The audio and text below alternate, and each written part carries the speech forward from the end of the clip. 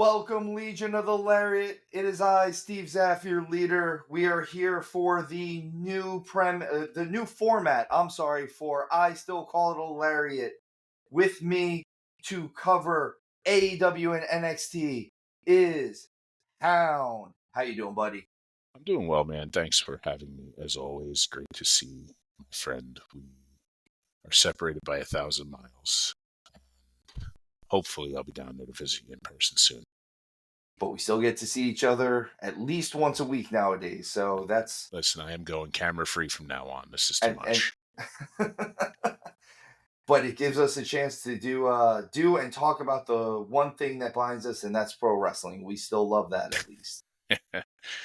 Yes, it's been a staple in our lives, man. Like we've known anybody who's listened's heard us say it before. Showtime, Steve, and myself, we've known each other forever, and in particular, Steve and I really bonded when we first met over pro wrestling. And who'd have thought watching The Rock and Austin and all that would have led to me wearing a suit for your wedding? Who would have thought? But there we were. Oh, so as we have mentioned in the previous episode, our new format is going to be that you and I are going to cover NXT and AEW news. We feel that this will get you out there in the land of Lariat more coverage, more in-depth views on things, but also shorter episodes. And then on the other side of things, Showtime and I will cover WWE and TNA information, and the three of us will still come together. We'll still be together for our reviews, previews, and bonus content as always. I'm sure we'll figure out something for Survivor Series that we need to review. I know we've already reviewed the first time they did Elimination Chamber on a Survivor Series, so we'll probably have to come up with something better. Maybe the first Survivor Series ever. But we will see. Other than that, I want to give our shout out to our nonprofit organization. As always, Tap Cancer Out. This is a huge, huge organization. Folks, if you are not helping, I need you to start helping. This is major, major stuff. Helps with Alex's Lemonade Stand, American Brain Tumor Association, Isabella Santos Foundation, Little Pink Houses of Hope, Camp Sunshine, Christopher's Haven, the Sidney Kimmel Comprehensive Cancer Center at Johns Hopkins, CureCervicalCancer.org, First Descent, and Tom Coughlin's J Fund. J Fund. The J Fund. Guys, seriously, I don't know anyone whose life in some way, shape, or form has not been touched by cancer. Whether it is you who has had it, a family member, a friend, someone close to you, this helps out in so many different ways. I've seen them build houses, things like that. And it's just a really cool organization. It's a jiu-jitsu tournament based around helping with cancer research and things like that. It's kind of just a lot of fun, and it hits on all the levels of what we do with the show anyway. So, as always, the links for that stuff will be in our descriptions below. Yes, down. Not out. No. Got confused. So, we have also talked a little bit. I will be releasing more on who our interview is. 3-time world champion. I posted it on our TikTok. I posted it on our Instagram. I will be posting more of it. Like I said, we will reveal who it is this week. We are going to record it this week. We are going to have it out sometime next week, probably. So I don't have an exact date yet for it. I just want to make sure that we get it recorded and everything is out the door. And then I will start posting and just blasting you with information about it, because I will shamelessly self-promote this. You know, it would be wonderful because to anybody listening, I know who the interview is going to be with, spoiler, but it would be wonderful if I actually didn't and Steve pulled one over on me and got me with a nice little rib here, and I'd be like, really? Wasn't expecting that. What Hound doesn't know is I lied to him this whole time. Damn it. Foiled again. Again. All right. Let's talk a little bit of wrestling though, other than just what we are doing. Yeah, Around the wrestling world, Miro has asked for his release from AEW. Hound, a lot of questions are whether or not you think WWE will have interest in him now. He's been kind of injury riddled the last couple of years, and he has. I mean, he has the aura around him. I think he's a good wrestler. I think he has a lot going for him, but at the same time, again, the injury bug strikes him quite a bit. So I have always been a big fan of Rusev Day. I thought that was phenomenal. He's a phenomenal worker in the ring, and yeah, I mean, it happens to all of us as we're getting older. You just wake up and things hurt. You can only get in so many car wrecks every night for so long. If he were to go back under the WWE umbrella, I think he would find a good home in NXT, especially with the TNA talent crossing over, because he's not going to be in the title picture, and I don't want to see him as enhancement talent. So you can have him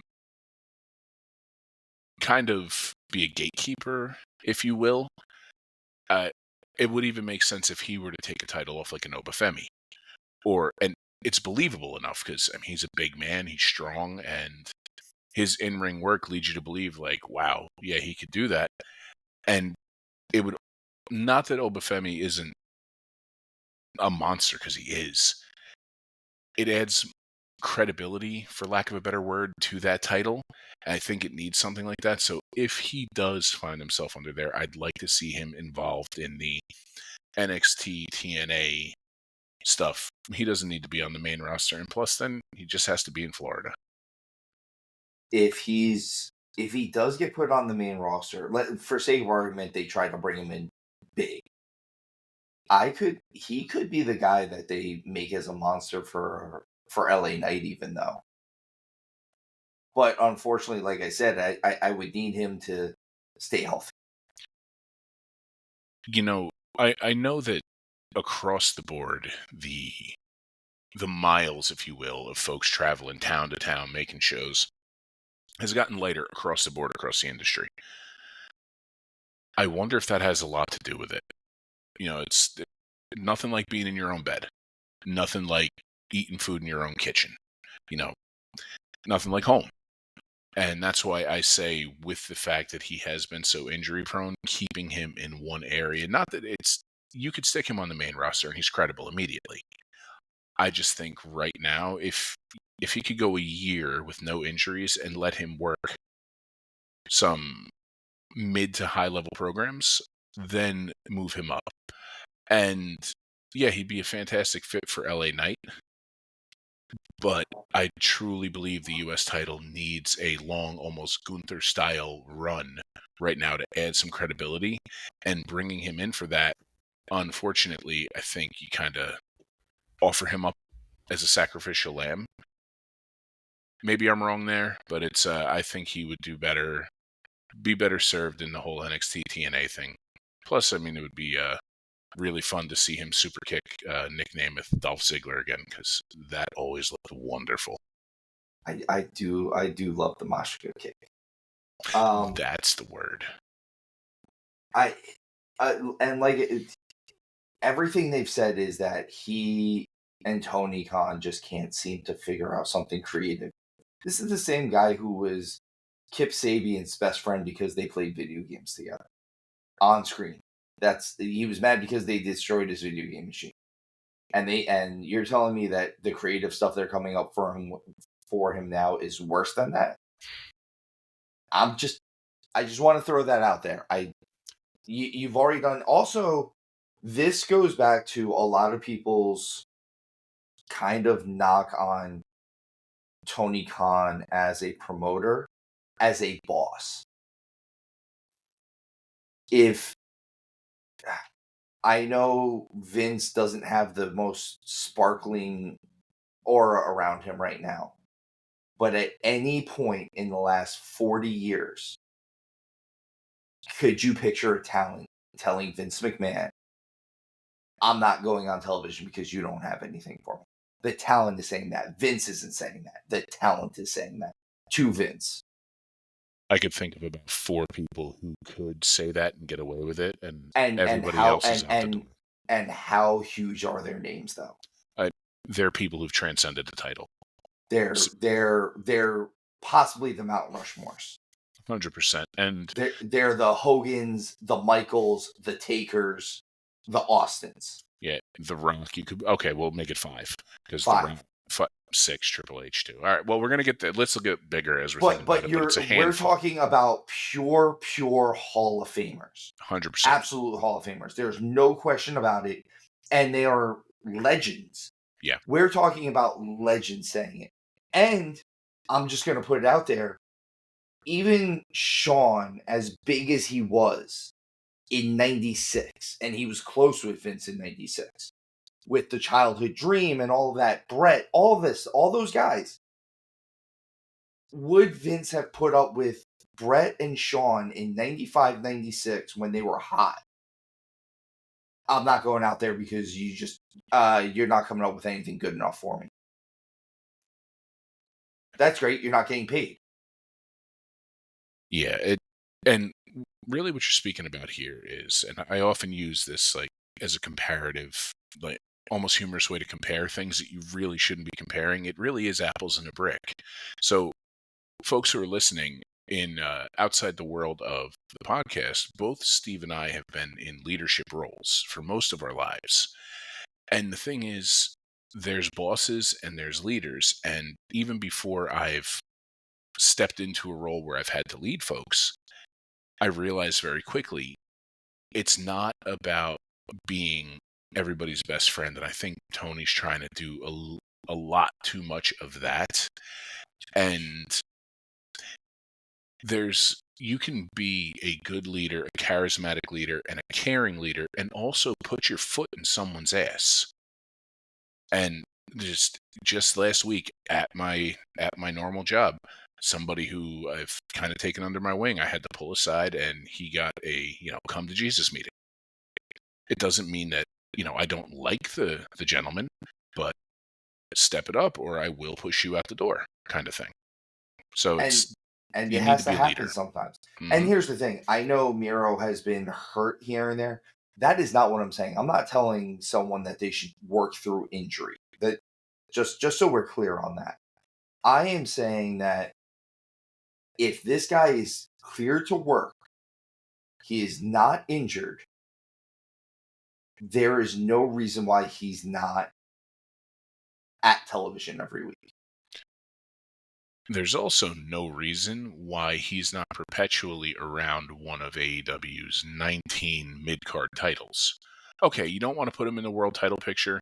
I think you're missing an opportunity there because he can go with anyone, regardless of size, style, anything, and he'll make it work. I think you're missing something there too. But if you want to elevate something else in your product, have him go after the Ring of Honor title. I would love to see him in Briscoe. I think that'd be fun. Him and Briscoe. Oh my God. Fun. Like, as soon as I thought it and you said it, I was like, yes. It would be, and you could have a feud for that. And it would be a fight. We're talking about this, and rest in peace, Jay Briscoe, but could you imagine if Jay had not passed away and we got Miro and Jay just beating the holy hell out of each other? Especially with the Jay Driller, man. Like, that's your finisher. And the one chink they always said in Miro Rusev's armor is the neck. Yep. And you tease it, you tease it, you tease it, you tease it, and then finally hit it. Yeah, we'd have some fun matches with those two. We would, and still will with Mark Briscoe. I understand that Mark Briscoe is sometimes just comedy, and people will only see the comedy side of it, but they don't realize, like, that dude's a killer in there. Like, don't let the whole redneck kung fu and the froggy bow and all that stuff fool you. That dude is a killer. Yeah. I love every bit of those. I love every bit of it. Well, with both of us being from Jersey and knowing just that Sandy Fork, Delaware is only an hour and a half, 2 hours away, we know far too many real life Briscoes. I drove through that area to get to Baltimore or to get to Maryland one time, and it was the loneliest time of my life because there's nothing there. And it was me alone in a car. It was just sad. I was just sad. I was like, oh, look, there's corn out here. I There, don't know what I'm gonna do with that. there's Oh, definitely sand. There's just no forks. nah, no forks. All There's right. no teeth. No need for forks. Sorry. Um, this is kind of big news coming. Sorry, I'm gonna get us back on track now. Kind of big news coming out. GCW pulls Zilla Fatu, the son of Umaga, from all of their upcoming shows. The rumor that I've heard literally today is that he's AEW bound. I don't know if I believe that, especially because I know we spoke before the show and you said that AEW, you were the one who brought up that AEW and GCW tend to have some sort of working relationship with each other. Um, I will say this: if it is true, I feel like this is Tony's way of trying to steal somebody so that WWE can't get it, because the bloodline is so hot right now and everything they're doing fires on so many cylinders, especially with I wouldn't be surprised if he's still a little mad that he didn't get Jacob. He could have had Jacob. He could have had Jacob Fatu. For the last like 5 years he could have had Jacob Fatu. And you're telling me Jacob Fatu wouldn't have been a star? He's a star now. He was a star 5 years ago. He really was and is. So the whole Zilla thing, and like we talked about, it's, Moxley's the perfect example. I mean, I believe he was AEW champ and GCW champ simultaneously. It was something weird like that. Yeah. It was something like that, or maybe it was IWGP, but one of the two. And if I don't see where Zilla would fit there, because he's literally bigger than everybody on that roster except Luchasaurus, who is an actual giant and a dinosaur. Kill switch now. Oh, right. Please, still a dinosaur. Kill Switchosaurus? I love it. I absolutely love that. I just can't see him ending up there. I could see dollar signs being flashed in front of his eyes, and everybody involved in the bloodline in real life, they truly are all about family. And those kind of dollar signs is taking care of a family and taking care of a family well. The thing with Zilla is I do believe he is going to be bound for the WWE side of things. And with him disappearing off things, and again, there's no proof to this, and this is just me speculating, I wouldn't be surprised if in the next couple of weeks we hear that he's been cited at the Performance Center. And we have something like 6 months of just him learning to, not that he needs to learn how to work in the ring, he does need to polish stuff because he's a very young man. 24, 25 years old, something like that. But he's a young dude.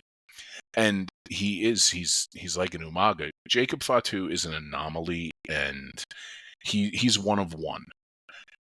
Zilla has a chance to be the next Umaga, who was just light years ahead of his time. And so I also like that Zilla, he's not quite as thick as some of the other, I guess we could say, purebred Samoans. The Roman and The Rock live in this world where they're the trimmest. They're the most in shape of them. Zilla is like this in between of like Roman and Umaga. He's thick, but he's not Umaga big. He's not even for at the age that we could compare them. I'll say Samoa Joe. Samoa Joe was thicker, where Zilla has a lot more like definition to him. His arms are big. Like, I'm not saying that any of these guys are small by any means, but Zilla looks like he spends more time in the gym than some of these guys do. He's got that look that I could definitely see WWE rallying behind, aside from, the face tattoo. Well, Zilla is, I believe, like almost identical in size to Jacob. And look at how much weight Jacob has pulled off. Jacob is in that, when you're watching somebody on a weight 280 now. Yeah, and you're dropped down to like 280. And when you're watching somebody who's on a weight loss journey, they hit that point where their body gets to a certain point, and then the definition comes, and he looks like he's there. Zilla has been there, if not one little notch past that. And I could see them putting him through hell. I mean, if they got him in there in the weight room with like somebody like Cena, because I mean he's going to be very involved with the kids coming up. You might see him on WWE coming out with an 8-pack, and that's a scary thought because I mean I the don't face want. tattoo is intimidating. And I listen, don't want Jake. to see any of that. Well, I mean, listen, yeah, it's no secret. Jacob Fatu does scare me a little bit, and I I think it's just his grills, it's, dude, when he's sitting there or do praying, they just not help? it doesn't help. But the no, it's the eyes when he's doing the whole praying hands next to Solo. I was like, I, you know what, man? I don't care. Sure, yes, you can have your refund even if you don't have the receipt. I understand we don't sell this product. It's fine. You get your money back. He's I. You know what? And there hasn't been someone who is that committed to his character in this business in a very long time. A very long time. Well, he's got the blueprint to follow, man. Like Roman Reigns, legitimately, he is he is that character now. Like it's he. I fully believe that even off camera, he kind of lives it a little bit. I mean, I And could see that. He's probably the guy that holds them together a little bit, if nothing else. Like, hey, or like if they're kind of gonna mess around because the rest of them are a little younger, the solos and the guys like that. Hey, guys, just don't screw this up. Don't do anything too dumb. Like, learn from us. well, and I don't want to speak on this as if I know everything about it, but I'm fairly certain Jacob did do some time. And he may be so laser focused and dialed in because he's taking care of his family that right now, and knowing this is his shot, and he's got people in his ear, and it's not going to his head, it's going to his work ethic as opposed to his ego. And I can't wait to see in 2-3 years when he's main eventing Mania, if not sooner. So Jacob absolutely did time. And Zilla did time too. And that I think that's another one of the things that if he's not being picked up, it might be one of those things where they're like, it's already enough of a hurdle that we have to jump for Jacob stuff. We don't want to have to jump both of you guys. It could be. It could very well be. And again, anybody listening, this is all speculation. That's the fun part of We this. have no idea where he is going right now because they haven't said where he's going. He could also And he just be hasn't taking a shown up break. somewhere. He might just show up somewhere. Yeah, and he could also just be taking a break. That's also true. You never know. Sometimes he might just want to he might be bound somewhere and he's just trying to get his body in the best rested shape that he can. Um, Someone who appears to not be resting, even though he's should be retiring. Vince McMahon's docuseries on Netflix is coming out this week. It's literally coming out, I believe, on Wednesday of this week. We're looking at the week of the 22nd right now. September 22nd. It should be out in a couple days. I don't know if they're dropping the entire series all at once. I know that's usually how Netflix does things. I'm actually very interested in seeing this. I want to see what different people have to say, especially since Vince wasn't really involved with this. You know, it's all right. The 600-pound gorilla is the charges and allegations made against Vince. I wasn't there. I mean, I firmly believe where there's smoke, there's fire. But and I'll leave that at that. This may very well be the goodbye to Vince. Like this might be the last we hear about it, and which is fine because WWE is moving in such an incredible direction that they don't need to really dredge that up, but you also might need to put a flag in the ground and be like, okay, this is where it is and this is where we leave it. We don't look back past this point. And I think it's smart. Plus, it will be interesting to hear the take of folks on certain things where, especially if they now feel comfortable enough to speak freely. I think it's just going to be interesting in general. I want to, like I said, I kind of want to see what these people have to say without the specter of Vince hanging over them a little bit. Like, hey, I can talk and I don't have to worry about what you're going to do because A, I'm either retired already, or B, my career's so big and you're already gone that there's not much. You can't really do anything to me right now because it looks like everyone that they have involved in that is pretty big. Cena's, the Austins, the Takers, the people like that.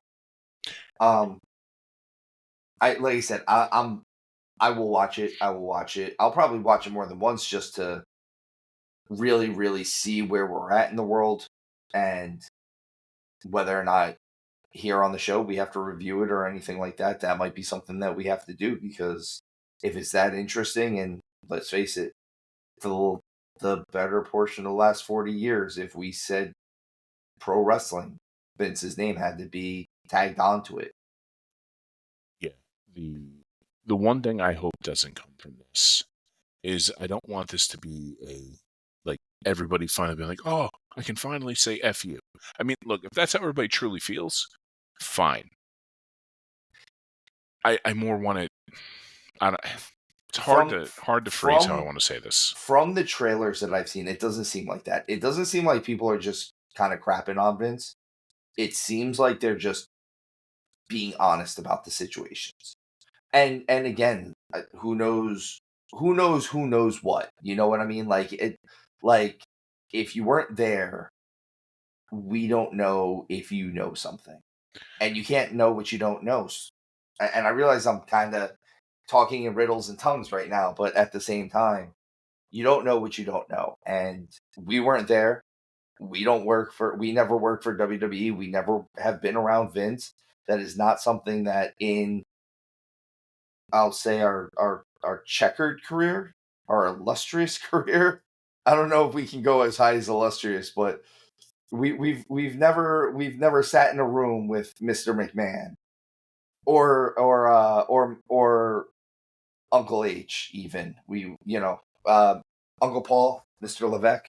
Again, if you are still hiring, we're right here. Well, whatever you need, I'll get you coffee at this point. Uh, Tony, on the other hand, because Tony Khan, I know, listens to this. I'm positive of it. You need to hire some writers, and once again, we're still sitting right here. Um, It's good lord. so Oh man. now that I brought that up, though, AEW's television deal apparently is supposed to include pay-per-views that are going to stream on the Max streaming app. All that it says is that it's going to be streaming as soon as January. It could be sooner, they're saying, but the January is when they've officially given that it's going to happen. Now then, they've also given no other ideas of this, where how WWE started doing PLEs with Peacock and things like that. They haven't said whether or not you will still be purchasing the pay-per-views through Max. So it whether or not this lessens the financial burden on anybody, that's that still remains to be seen. See, it would be one thing, speaking of like the finances of this, it would be one thing if Tony Khan wasn't what his father's name, Shad Khan? Shad Khan. No, I just want to make sure I had that right. It'd be one thing if he wasn't a member of that family where hand to mouth is how they were living. They've got more money than God. So it's not like he needs this to be an immediate turnaround, especially if it shows that there is a trend that within the next 12 to 18 months, they are a company that their books are now in the black. I think with all the missteps AEW has had over the course of the last, I'd say 2 years, because I mean, they definitely had a solid run for a little bit and then it's gone off the rails. It would be a huge misstep to tell people, pay X amount of dollars per month for this thing and then buy the pay-per-view on top of it. I think you're alienating a portion of your audience if you do that. I'm not saying you're wrong. Here is all I'm saying is, how is that any different than what ESPN Plus does? ESPN Plus offers a lot more. They do offer a lot more, but most people are already subscribing to Max. or some type of streaming app. So you're already getting everything that comes with Max. So you're getting the HBO stuff, you're getting the Discovery stuff, you're getting a lot of the WBD stuff anyway. And then they're charging you, especially if it's something where, oh, well, you're paying for the paper or you're paying for this. And instead of paying for the pay-per-view on Bleacher Report or uh, one of the other streaming ones, I forget whichever other ones they're on. I believe DAZN and what did we just watch? Triller was the one that Yeah. we've been watching it on because they had the packages. Instead of spending $50 on that, you spend $30 because you're already spending $15 a month on Max. They have to make it worth it. Now, don't get me wrong, All In and All Out, aside from the end of All Out, they were enjoyable. They really were. But there's only, you can't have outlier bright spots be the thing that hooks your audience. That, like we've spoken about it before, leading into and coming out of WrestleMania, it was what? It was it, did they hit 30 consecutive TV dates sold out, or was it in the 20s? I don't remember. I know when I just looked at it on SmackDown recently, they were at this year. They're at 30 something television sellouts and 50 something event sellouts for the year, which is still just absurd. It is absurd, and that's kind of what I'm getting at. Like, I understand that there has to be a value for the consumer there, because times are tough for everybody out there right now. And if you're going to want people to part with hard-earned money, I think AEW does themselves a favor by going the route I'm saying, because they're in no danger of closing because of money. Especially not if they're truly getting this television deal. If this television deal is going through, then they're I'm not going to say that during our previous episode, I had said that this television deal would get them back in the black. I have since listened to some other people, and I do agree with them. I don't think that this television deal necessarily gets them back in the black right away. This is something where I think that they really, really need to take a hard look at their books, at their roster, at everything, and see what kind of people you have just sitting there, just hoping that, who was it? I think Brian Danielson is one of those guys that talks about it. You just had guys who are just hoping that they don't have a match on Rampage because why do I need to wrestle? I'm collecting this paycheck. It might be cheaper for you to clean house a little bit, and I'm not, and obviously it would be cheaper to clean house, but also how many guys do you have on roster that you're not really using, or you're using and no one cares about him. Again, I hate to use this guy as the example, but Pac, up until recently, we all just assumed Pac was going to lose his big matches because he never won them before. AEW does need to clean house. They kind of do need the whole dreaded group text where people found out they were released. And the last thing I want right now is people holding on to people so that way they can't go somewhere else. Look, I'll tell you this. If I was a pro wrestler and you were paying me whatever it was and making me not put my body through it, I'm probably not going to complain.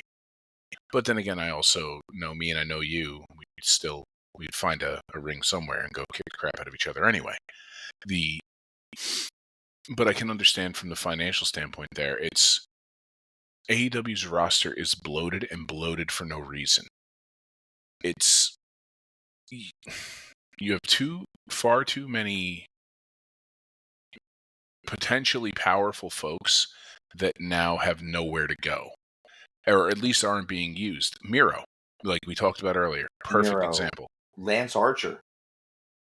There's a lot of these guys who they're just not doing anything with, or they bring them in for hey, we're gonna try to make you the scary guy for like 2 weeks, and you can't realize that they're not. And you and I just spoke about how we both have held leadership positions in actual businesses. One of the things, and for the most part, my background is in hospitality. One of the things that they teach you in sales and hospitality is always it takes 60 days to turn something around. It takes 60 days before you see a change in your sales or anything like that.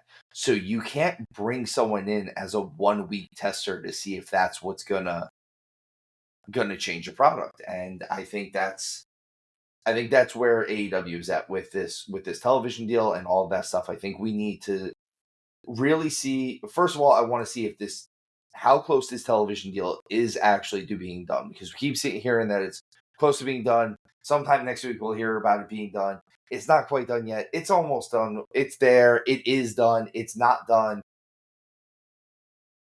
I'm only going to put a pin in this now because it's still speculation until it's done.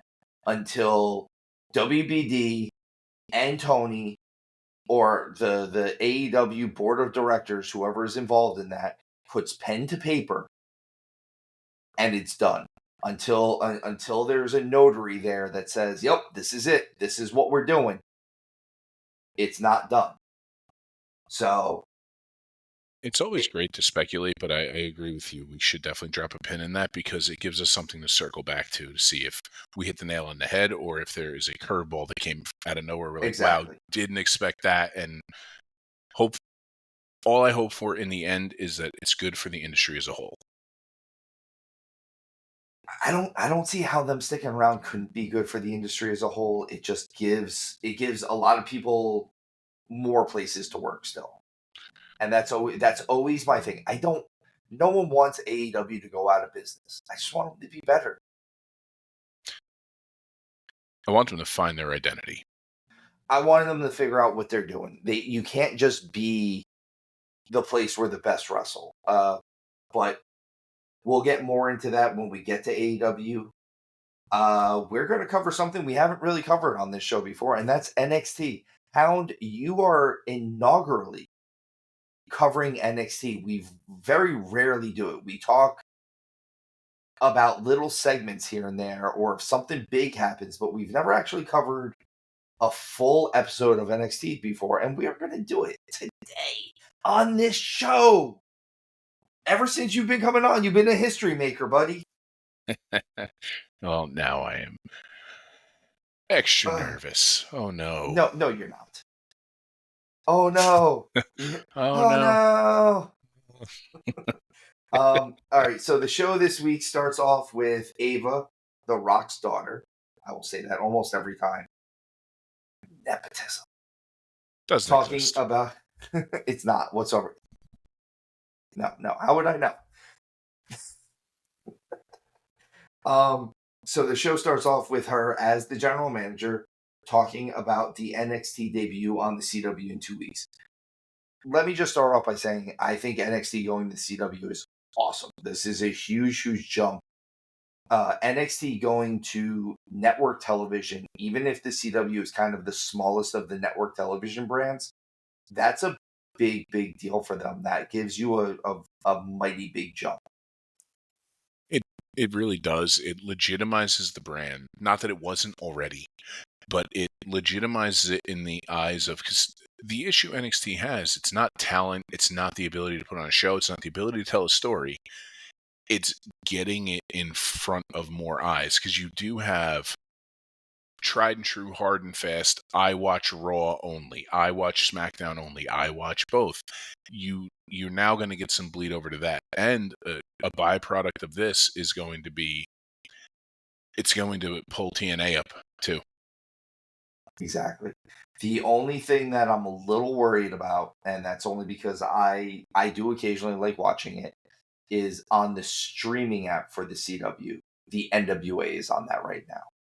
And I'm a little worried that this could be something that maybe kind of knocks them a little dead at this point. I don't know what, again, and I don't know what their contract looks like at this point. So maybe it could, maybe it couldn't. Maybe this brings more eyes to NWA, because if you have this on the CW app as well, hey, I missed NXT this week, I'm going to go watch it on the app. And then you realize there's another wrestling program on the app. Maybe you go and watch it. I'm not saying that's how it happens, but I mean, isn't that kind of how we all stumbled onto other wrestling? 100%. I mean, anytime you can make things Venn diagram over each other, and in you saying that makes me wonder. I think back to when we were younger, it was not unheard of for WCW and NWA to kind of be crossing over a little bit. And NWA, even though it's nothing like it used to be, those letters still carry weight, at least historical weight. I wonder if somehow Triple H is going to grab hold of this too and pull this under that umbrella a little bit. It's not a terrible idea, but again, it has to be done properly. They're doing the TNA and NXT thing right. To add to this, I would almost want to see NWA almost get subsumed into it, but I just don't want the letters NWA to go away. I don't want the NWA to go away whatsoever. I actually said, since you can't have the working relationship with AEW and TNA anymore, really, I had said that AEW would do well to have a working relationship with NWA. It's not a bad idea, but I wonder if that's conflict of interest right there, and that immediately pulls NWA off the streaming service. Again, who knows? I don't want to speculate because I don't know. And this was before they fully made this deal. I just thought that they should have done this when we were looking at different places that AEW could pull talent for any of these casino gauntlets or anything like that. I thought NWA would be a prime example. The show opens with NXT opens with a contract signing between Trick Williams and All Ego Ethan Page. I'll tell you what, man, Trick Williams is a star. He's a star. He is an absolute star. He's going to get to the main roster, and so long as he starts getting some more reps in and he can really start pulling off those matches, he's got it. He's got size, look, talk. The only thing that's questioning is his match delivering, and realistically, you can't tell me that where he's at in his career right now is any worse off as far as pure wrestling goes than I'm going to throw a big name out there than John Cena. So I agree to a point about Trick Williams. He 100%. He has the look. The crowd can get behind it. I mean, that whole "whoop that trick" chant it's great. Anything 3 words is a great chant. And Whoop that trick. I don't think he's strong on the mic. And I think we are looking at things a little bit rosy because of his matches with Ilya, and Ilya can get a good match out of anybody. So not to say Trick isn't fantastic, but I don't think he will be at that level, and he will be a star. I think he needs to really get under a learning tree for a while, and not a Chris Jericho one. No Vortex. So this is what I will say about Trick. He's so closely linked with Carmelo. Obviously, Carmelo is a better in-ring performer. I'm just going to give it to you this way, though. I've just admitted that Carmelo is obviously the better wrestler. If you were to put both of them on the mic, who's better, realistically? Truthfully, right now, and I think you and I are going to disagree here. Honestly, it's Mello. And I think it's Trick. Well, here's the difference. Your Trick is in an arena with 300-400 people. Mello's in front of 10,000-15,000, and he has the attention of 10,000-15,000 people. It may not be the best promos. It's not as bad as a Roman Reigns Suffer and Succotash one, but It's I just feel like Trick's delivery is a little bit more natural. And again, who knows? I think that is where I'm at. Is Trick's natural ability to cut a promo is better than where Mello's is. Where Mello, I'm not saying that that's not his personality, but it feels like he's kind of fighting to get it out sometimes. you know, and as we're talking about this is kind of what clicked for me. It's we're not going to know until Trick does it in front of the Mellow size crowds now. A big That crowd. because that's the thing. Think back to Mellow in NXT. His promos landed. But it's an NXT promo. It's a young up and comer promo. There's supposed to be that, hopefulness and a little bit of stumbling over it where you're like, "Aw, look at him go. He's getting it." Now, see, that's actually where I was. I don't pay that much. I hate to say it like this. I don't pay as much attention to Melo's promos on the main roster right now because he's involved with guys like LA Knight who cut such better promos. My thing is I'm looking at Melo. I'm looking at NXT Melo, where I hate to say it, but Trick did a lot of his talking for him. Trick was a good hype man, and this is what I would challenge you to go back and look at and see if you still see it the same way. Mello came up and kind of got thrown to the wolves with Cody. I challenge you to go back, and Cody is a master on the mic. I mean, even though he's got a lisp, he's still a master on the mic. We know a lot of people like that. Diesel. If you're out there, Adrian, love you, buddy. But I would challenge you to go back and watch their promos back and forth, and I think you'd be surprised that yes, did Cody carry him 100%, but it was not as lopsided as you think. So I'm not disagreeing with you. I just think I think Trick has more upside right now. Overall, I think he's got a lot more upside. I think Mello, unfortunately, I like Mello, but he might turn into a guy that just puts on good matches. He's little. I know, and that's really what it is. I don't want to just throw that out there, but like Trick Williams played for the Eagles, man. Like he's a big dude. He's I knew I didn't like him. That's what it is. That's which Eagles. Is why you were so happy when Ethan Page put him through a table at the end of this segment. Which it was actually a little shocking that they had.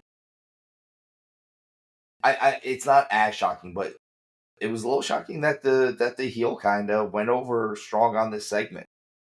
They really had him.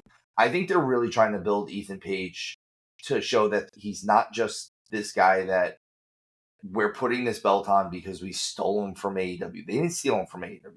His contract was up. He decided not to resign because they weren't doing much with him. He went to NXT. He won the NXT title. He's good on the mic. He's a classic pro wrestler. And I like classic pro wrestlers. And he has that classic pro wrestler, classic heel pro wrestler vibe about him. The smart move here, and it kind of ties back into everything you and I were just talking about, is this should be Trick's send-off to the main roster. And I see, what are they, 2 weeks out from when they're having their match here? Their debut, yeah, 2 weeks. So, yeah, so it does make sense for Ethan Page to have that moment because NXT is going to end the next time. It's going to end Trick Williams triumphant, standing on the ropes, holding that belt up. And I believe Ethan Page will end up keeping the title. And I believe that's what they're supposed to do right now because the buzz around Trick Williams internally is still very, very high. And they do need to get him up there because he does need to, if they want to get the best out of him, he needs to become a Paul Heyman guy behind the scenes. And if you do that with him, then 1,000,000,000% you are looking at a generational talent. If he's the type of guy that wants to learn, I could see him transcending the business at some point. 100%. I'm saying barring injury and all the jazz, of course, all the things that could just derail this. But this was a pretty good segment. We go straight from that into we get Tony D'Angelo and Hammerstone in the back. You find out that Hammerstone went after Obafemi on Tony D'Angelo's orders because Hammerstone did not quite finish the job. Tony D'Angelo wants his money back, or he wants him to go finish the job. This leads to what will be a match between Tony D'Angelo and Hammerstone. I like Hammerstone. I've never been the biggest Tony D'Angelo fan. I know you and I were talking about this beforehand. I just feel like anytime they've done a mafia type gimmick or something like this, it's done. It's done. It's been done. I've seen it. I've seen it. That is to say, I saw it. So, so for anybody listening, and forgive me if the way I phrase this bothers somebody, but I'm a guinea from the New Jersey, New York area. Tony D'Angelo, he's a caricature. Like, I've got uncles who legitimately are like that. And that's really what it comes down to. And I'm sorry, the only ones who did it right, in my opinion, were ECW and what was with the FBI. The FBI, the full-blooded Italians. Yeah. I miss where there was only one Italian in the whole group. 100%. Well, listen, everybody's Italian up this way, even though they're not. So it's just because we all eat pizza. I just, like I said, I just feel like, I don't know. I feel like, kind of like you said, it's cartoony. It's a caricature of what the mafia is. If this was more serious, if it was maybe, I guess, more soprano-y, like we took it seriously. But this just every time they do stuff with this, it's a little bit too cartoony. This is still like the pull away from the NXT 2.0 stuff. I just had an idea in my brain. Bring Rusev in, and you have the Italian mafia answering to Rusev, the Russian mob boss. I mean, I'm actually in for that. It would be good, and then Rusev doesn't have to work all that often, and then he just goes out there, and when he Machka kicks somebody and stomps on their back, it makes sense. All right, let's see. We get next. We have a tag team match with Tatum Paxley and Lyra Valkyria versus Wendy Chu and Rosemary from TNA. I really like Rosemary. I've always liked Rosemary. I like how she can kind of be schizophrenic and switch around her stuff. Wendy Chu is doing this scary gimmick now, and I have it written here. Why does every cute wrestler go gothic to shake the nice gimmick? Like, it's just, I don't understand it. It's always what they do. Like, if you look, who was it? The Bunny, when she went to Allie, the Bunny went to start teaming up with Rosemary, and then she became gothic, and then she went over to AEW and kind of kept doing a little bit and became a little bit more BDSM type stuff. And it's a high school that's trope. Offending. But no, look, it's a high school trope. I mean, I'm exactly right now remembering somebody who, when we went to 8th grade together and then 9th grade together, and in 8th grade, she was a cutesy little blonde, bippity boppity. And then freshman year, she was jet black hair, Marilyn Manson, like the goth changeover. It's kind of a trope, I think. And it's because visually it's such a stark contrast that it gets it across.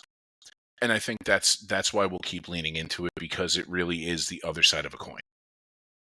My only issue with it is it happens too often now. Like, it happens too closely together with varying wrestlers. So I'm seeing it one week, and then almost like a week later, I'm seeing it with a different wrestler, and that's where my issue is I don't mind. I'm not disagreeing with what you're saying. I'm just saying it's happening to the population of goth world is becoming too dense. Well, I mean, isn't like goth what all the kids are into now? Like, all the boys want a goth girl. So they might be trying to lean into that to get a hold of the younger male audience. It's all Rhea Ripley's fault. It, Rhea, I love you. Don't take that the wrong way. no, take it the wrong way and kick his ass. Do it. I mean, no, I don't want. Do it, please. Oh, we can make this happen. Damian Priest. It's true. My only other question is, every time Lyra entered the ring, she did the jump over the top rope. I get it. You're a bird. Stop it. She was excited. Stop it. I agree with you. It's, I get it. It's overdone. It's much like we've talked about in previous shows about things lasting just a bit too long. And she's another one. She's like 4'3". Just go on in between the middle and bottom rope. But if you want to be like, haha, look how athletic I am every time. Unless going forward, if she legitimately, no matter what, going in and out of the ring does that as her thing going forward, I'm in. It seems like that's what's happened. Then I'm in. It's call. I'm in. Call. Oh my god. All right, we get a backstage segment where Jevion Evans steps up to ask Ava about the St. Louis NXT. He says that he knows that obviously Chicago is already kind of densely booked and he's not trying to add more to her plate. And we eventually get an answer for that during his tag team match later on.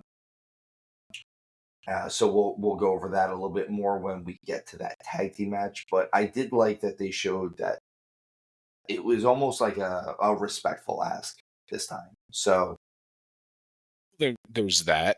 And, we've all gone to people, whether it be, people in our family or people we know or even bosses in our past and asked for something like that. But it's also, you've planted a seed. It is the start of telling a story.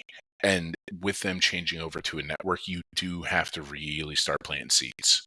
You're going to have some carryover, but if I'm right, and then this is the send-off for Trick Williams, what's next? You can't have it be Joe Hendry again, although it should be Joe Hendry every time, but it's because I believe. We have Tony D'Angelo and Hammerstone in a match. I don't like Tony D'Angelo's belly-to-belly suplexes. I don't like the fact that throughout the night we got a Rocky 3 storyline from Tony D'Angelo and his family. I'm sorry. His family. Hey yo. Gabagool. Hey, how dare you? They literally just quoted Rocky. They literally quoted Rocky 3 word for word throughout this show. Word for word. I am surprised trademarks are not coming out, like copyright infringement. They had Riz just play Adrian. It's just full on. She was like they're like, how'd you get so tough? I've been around fighters my whole life. Come on, man. I get it. It's an old movie. We are old. But you tell me someone who has watched wrestling that has not seen the Rocky series. CM Punk. Other than CM Punk, he's not real. He's not that's why he's a heel. But listen, the whole time with that going on, I was thinking back to when Sami Zayn was taking the IC belt off Gunther, and those the crappy things with him and Chad Gable. It was worse. It was a crappier Sami and Chad Gable. I know it was.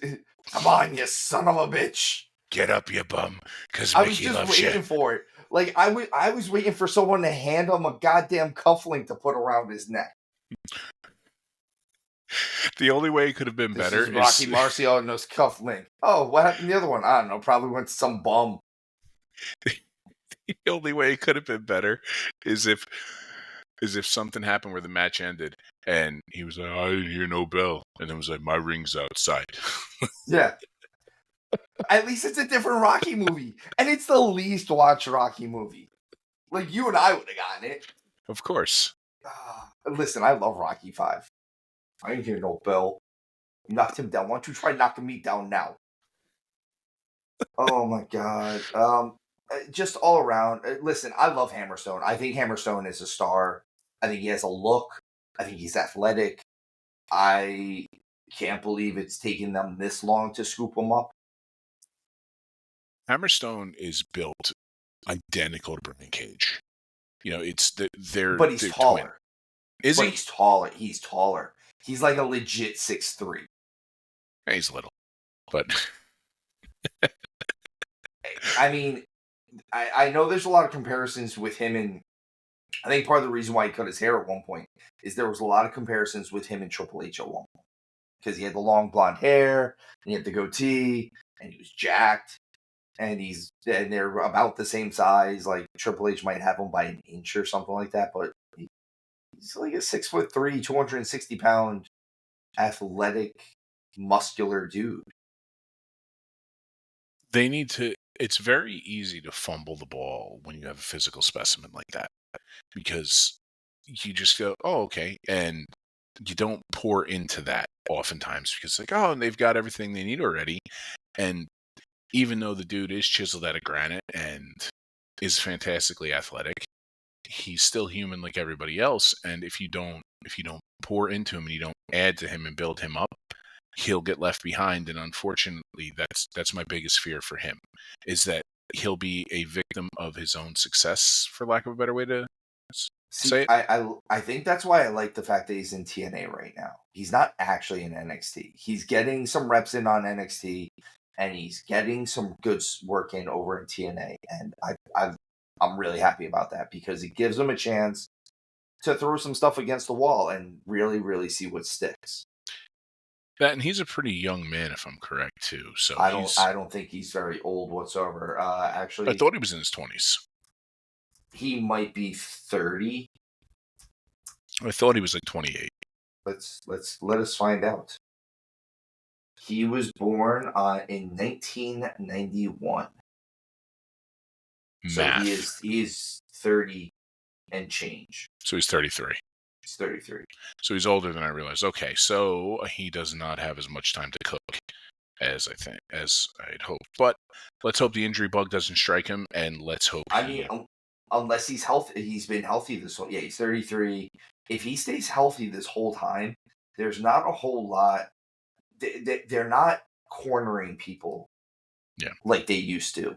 Like, if you look, a lot of these guys, they're the Finns, the Damian Priest. A lot of these guys are a lot older than they used to be, and they're sticking around. I know Showtime brought it up that during the Cocoa interview that we had, he brought up that we were like, oh, what do you think your legacy is going to be? He's like, well, I don't know, because I still think I've got like 10, 15 years left. Like, there's no reason I can't wrestle until I'm at least 50. And if you take care of yourself and you're not really getting hurt and you're in good shape, nowadays it's kind of true. The way sports science is, we're seeing guys last a lot longer. And that's what I was just saying. As long as he doesn't get bit by the injury bug, and you could probably get a solid 10 more years out of him. If and the dude is a specimen, and you know as well as I do, the better shape you are in, the less likely you are to get injured. So, especially when you're big like that, because it's padding on you. Yeah. And he doesn't look like he has, like, as muscular as he is. He looks like he still has like a healthy amount of like body fat, where he's not going to tear something doing something simple. Yeah, he's not jacked the way Buff Bagwell was, where it looked like it was hard for him to breathe. Is that why he was always so out of breath? That and the steroids. That as well. Next we get Zachary Wentz comes out kind of out of nowhere at the end of this match, and even Booker T kind of says, he's like, what? Where did he come from? Where is security for all this? But he shows footage of Wesley jumping Trey Miguel as he gets into his car. He cuts a promo about how during about how he's going to get his revenge, and they're not brothers anymore, and all that good jazz. I think that it's time to pull the trigger on this storyline as well. Like, I think this blow off just needs to be the blow off. They need to stop teasing this whole Rascals breakup because they're broken up. Yes, and I've been wondering if oftentimes it's because they don't have anything else lined up and you don't want to waste momentum, that sometimes things hang around for a little bit too long and get long in the tooth. But it is time to have this, this big blow off match like you just said, and let them go fight some other people and then maybe circle back to it in a year. I agree. After that, we get Eddie Thorpe versus Ashante the Adonis. I love Eddie Thorpe. I do. I think I thought he was talented in New Japan. I think he's talented now. I think they need to. I think the issue with him is there's a lot of stop and go momentum, and that's always my issue with some guys. Is it's not them, it's this. Okay, we're building, we're building, we're building, we're building, we're building. Okay, stop, stop, stop, stop, stop. We're not going to have you on television for a few weeks, and then all of a sudden it's like a month later, and you're like, all right, well now we're going to build, build, build, build, build again, and we're going to pull it back again. And there's been a lot of that since he's gotten to NXT, and I think that's why it's a lot of, again, it's the Pac syndrome, it's the Nick Nemeth syndrome. I'm sorry, Dolph Ziggler syndrome. I don't buy you as a credible contender because you haven't been a credible contender.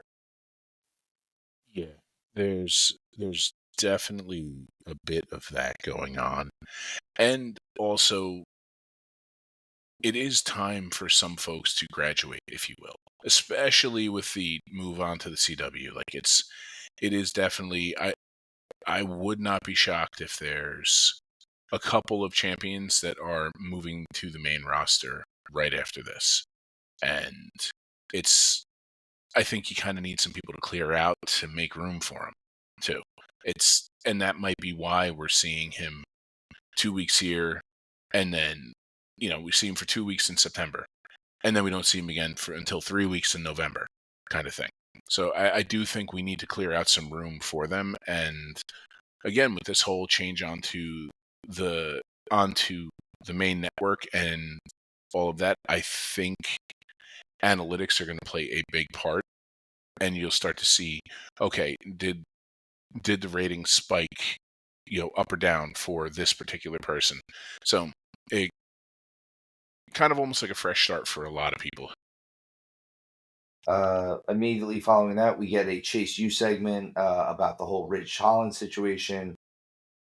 Talk about gimmicks that are long in the tooth. I think Chase U ran its course a long, long, long time ago, and they just don't know how to get off of it because it's Chase U is like NXT's Four Horsemen. They dust it off. Like it never goes away, but it's like it was great in the beginning. And then they kind of broke away from it. Thea Hale is so clearly the biggest star out of the whole thing.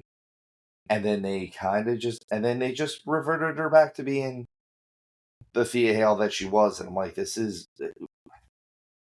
there's not a whole lot of overly bad booking things in WWE a lot of times. This is one of those. This is like and again, a lot of this is, I'm sure, as we keep saying, with the move to CW, I'm sure some of this stuff is getting lost in the cracks a little bit because you're kind of more worried about these big marquee things, and these small things are not as important to you for right now. And then once they get to CW, they're going to be like, "Oh, we need to tighten this up. This was dumb. We should never have let this go as long as it did." So, and I couldn't agree more about them. And I think back to a couple weeks ago, we'd spoken about it. My fear, and this is talking about a group on the main roster, is that the Wyatt Six are going to get the Chase U syndrome. That's why I'm saying, like, things have a shelf life, and you can keep Chase U around, But it's time to get fresh blood in. It's time to get new students in your university. Yep. I completely agree.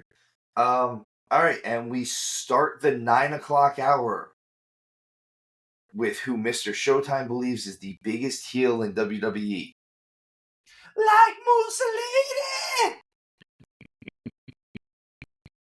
And we get CM Punk coming out, and he's going to talk about NXT being in his hometown. It's going to be in Chicago. Is that where he's from? I never knew that. I would never have guessed. Yeah, I right? never realized that he was from Chicago. He's never It's once weird. mentioned that every time he They talks. never say that. It's the first I'm hearing of it, actually. This is wild and unfounded rumor. But he's gonna talk about something that he wanted to do, and he gets interrupted by Roxanne Perez, and she cuts a really good heel promo on him. She talks about that he probably was going to talk about Julia because that's what everyone's talking about right now, and he's going to talk about this and that, and he was her favorite wrestler. And then she says, "But I always liked your wife more." And you could almost see like Punk kind of look at him like, I always liked her more too. There was definitely that. I think that was something he wasn't expecting, and I think that was an off the cuff from her, and just kind of a little something a little bit playful because the two of them away from camera, they actually are close. But listen, CM Punk is the biggest heel, and it couldn't possibly be a heel promo from Roxanne because she said she's a Drew McIntyre fan, and he is the face the entire time. So clearly, So we're talking about the fate or the landscape of NXT, especially with this match. I'm going to ask you, Hound. You take the belt off Roxanne Perez on the first CW show, and maybe move her up to the main roster. that's what I was hinting at before. I think it's time. I think she's proven herself, and I think if you don't immediately put that strap on Julia, you have killed it. I'm not disagreeing with you at all, but I'm going to put it to you this way because I've heard it put this way before, and I do agree with how this is going to be said. Do I think Roxanne Perez belongs on the main roster? Yes. Do I think she has the talent? Do I think she has the promo? Do I think that she has the wrestling ability? Yes, yes, yes, yes, yes. Check, check, check, check, check. If you put Roxanne Perez on the main roster right now and you don't have a direct path for her, did you just waste putting her on the main roster? Because she's too talented to just be someone that treads water right now. I completely agree with that sentiment, and I don't think that she would, because I don't But believe where in do you put her? That's kind of my question. Is Liv and Rhea are bound for a while right now, so Raw is kind of there. Nia, Tiffany, and Bailey. I mean, more Nia and Tiffany are bound right now. You're kind of there. Everyone else that you could throw her in with, it's kind of. I hate to say that the women's division isn't good right now, but it's a little lukewarm. So Outside of the main storylines, outside of the two main storylines for the women's division in even WWE is a little. It's not even saturated. It's just it like I said, it just feels lukewarm. So you don't have to bring her in immediately into the title picture. Now, I agree. one of the things, but who do you put her in there with? Honestly, Damage Control. I see that. So stick her in there and let her as part of Damage Control, or no. So that's my only thing is, are you getting? That means that you're bringing her in as a face this time, and she's done so much character work as a heel. Well, yeah, but we've oftentimes seen folks who come from NXT and come up, they immediately come in as faces. even if they were the biggest heels down there, because, this is childhood dream realized. How could you not be overly excited about it? And I think you could set something up where, because look, she and Io Sky tear the house down. They'll absolutely tear the house down. I think her and Kairi Sane will tear the house down. And when Asuka comes back, if you're pushing Roxanne Perez to her and Asuka, you right there, you've built in a storyline to have because she's physically very little, but she's got the ability, she's got the believability that, like, when she's hitting somebody bigger, like, you're like, well, no, she's a Spitfire. There's actually something tough there. So you could spend 6 to 9 months doing something along these lines, and it doesn't even have to be something where she clean sweeps it. She can have losses in that time frame, and I don't think it would derail her. I'm going to throw one more name out there that I would throw her in there with, because she's got to be coming back soon. Charlotte. Talk about how Charlotte is the queen, how she was the prodigy, and now Roxanne is the prodigy. And you get this whole storyline of, I'm not the past. I'm still here. I'm the present. I'm still the future too. But Roxanne is so clearly the future, and you could probably get something off of that too. 100% you could. And if you're going to do that, though, you've got to build to it, because as talented as Roxanne is, it is a different world when you get in front of a crowd that size, and you start doing that week over week. So that's why I mean, it doesn't have to be Damage Control. I just happen to think of folks. No, I think Damage Control is a good idea. It's just that's been my thing is, I heard someone else say that if you don't have a direct path for her as soon as she gets to the main roster, and it doesn't have to be the title, you need to have a plan for her. Just bringing her up for the sake of bringing her up is a waste. Well, even if she drops the strap, she doesn't need to come up. Now, I mean, we're not far off from one of the big four. So even if she drops the strap, you can have her attempt to get it back in her farewell on NXT, blah, blah, blah, whatever it is. We're close to Survivor Series, and we're not far from Royal Rumble. I think if she's not at Survivor Series, she's 1,000,000,000% in the Women's Royal Rumble. Absolutely. I mean, she was in it last year, so I see no reason why she wouldn't be in it this year. And I think she'll make a little bit of noise in this one. I think so, too. And I mean, and if you really wanted to, if Charlotte's back, have Roxanne eliminate Charlotte. That would be good. I think that would be the best one. We move on from that because CM Punk never gets to tell anyone what he wants to do for the NXT premiere on CW. And we had a tag team match with Evans and Cedric Alexander versus the No Quarter Catch Club. Let me just say this. I love the No Quarter Catch Club. I love Miles Bourne. He's super athletic, and he's even funny for the fact that he's deaf too, and like he has some communication issues, and you would never guess it because he just does funny stuff with it. And I feel like Charlie Dempsey is every bit of what his father was. Yeah. He's Regal for this new generation. He's smart enough to do some dumb stuff sometimes, but he's such a talented, gifted, technical wrestler that you can have him, you can pull him either way. It's a breath of fresh air in the past.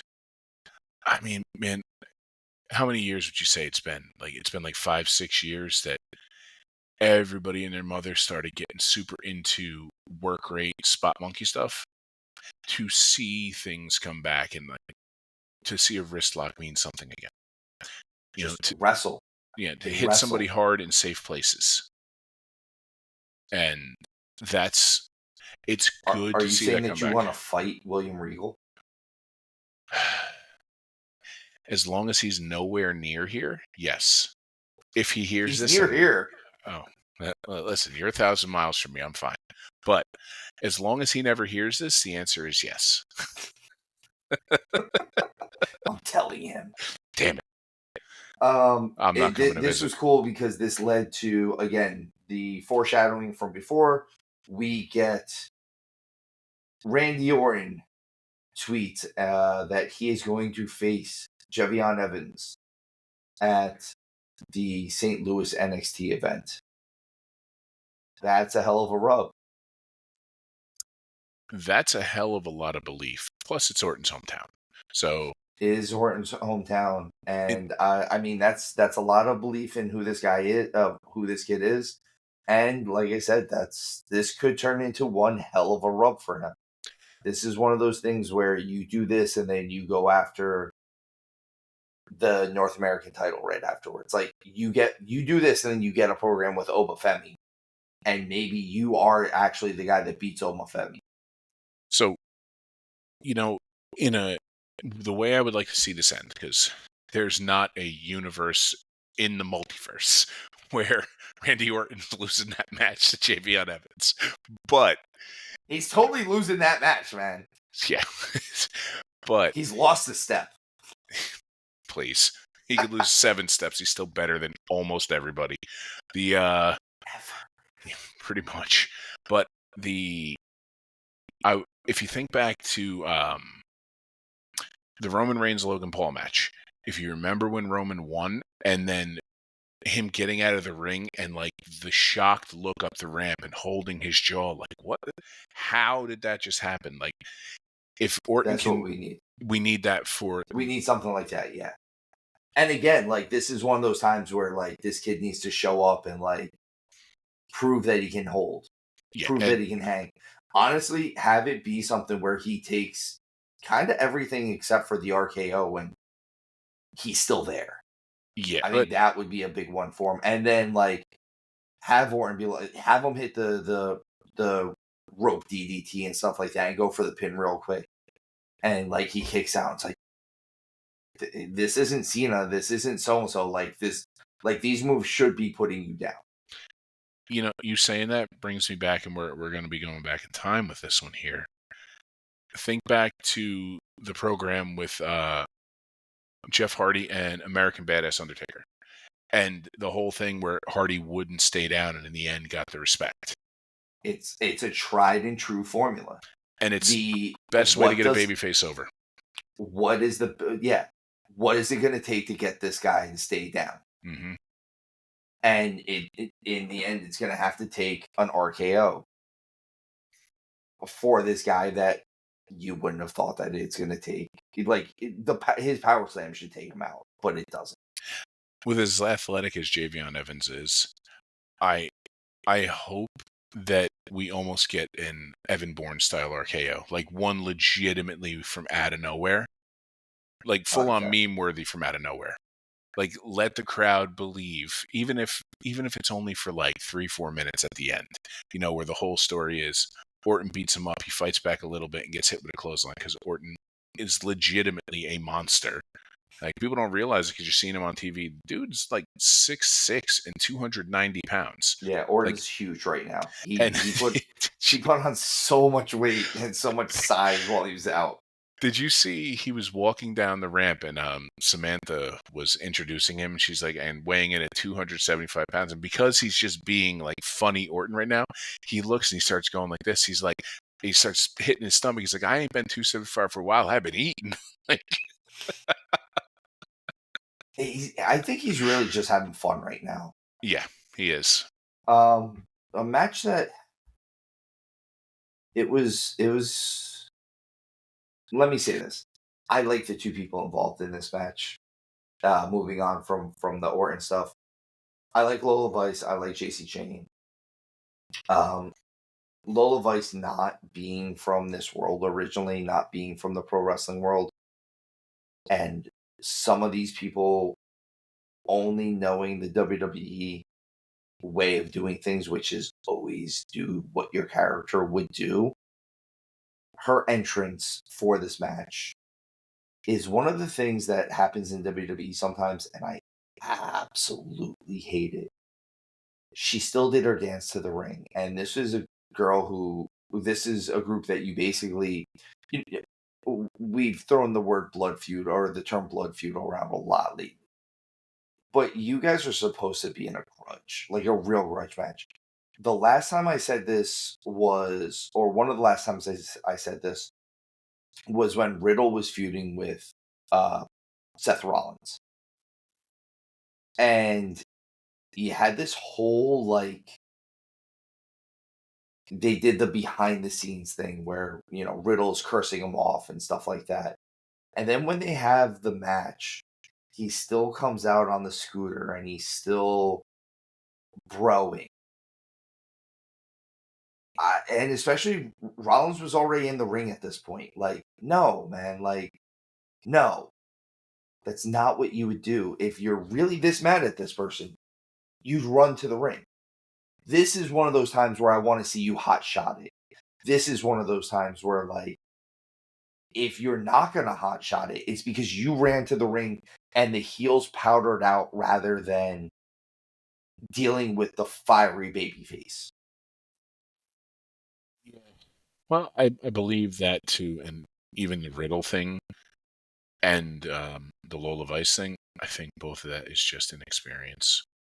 And again, that's why I'm saying it's not. I'm actually not mad at her. I'm not complaining that she did this.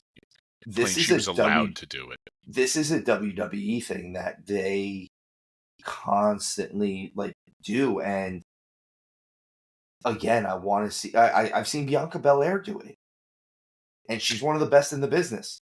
And it's one of those where I'm like, stop. It's the people that are doing it, and I hate to say it like this, are people who this was not their first path. Yeah, I Like, think I hate to say it like that, but it's the Bianca Belairs who was the track and field star. It's the Lola Vices who were the MMA stars. It's always someone. It's almost always someone who comes from a different world originally. so. The Bianca Riddle is the only one who I kind of actually, and I've had the conversation with him where I'm like, dude, why did you do that? And he's one of the only ones who he had spent enough time in the business where the reason I asked is I felt like he should have known better. So the only one who gets a pass for me is Bianca Belair because her character is unbothered by whomever she's facing because she's supposed to be whatever you are.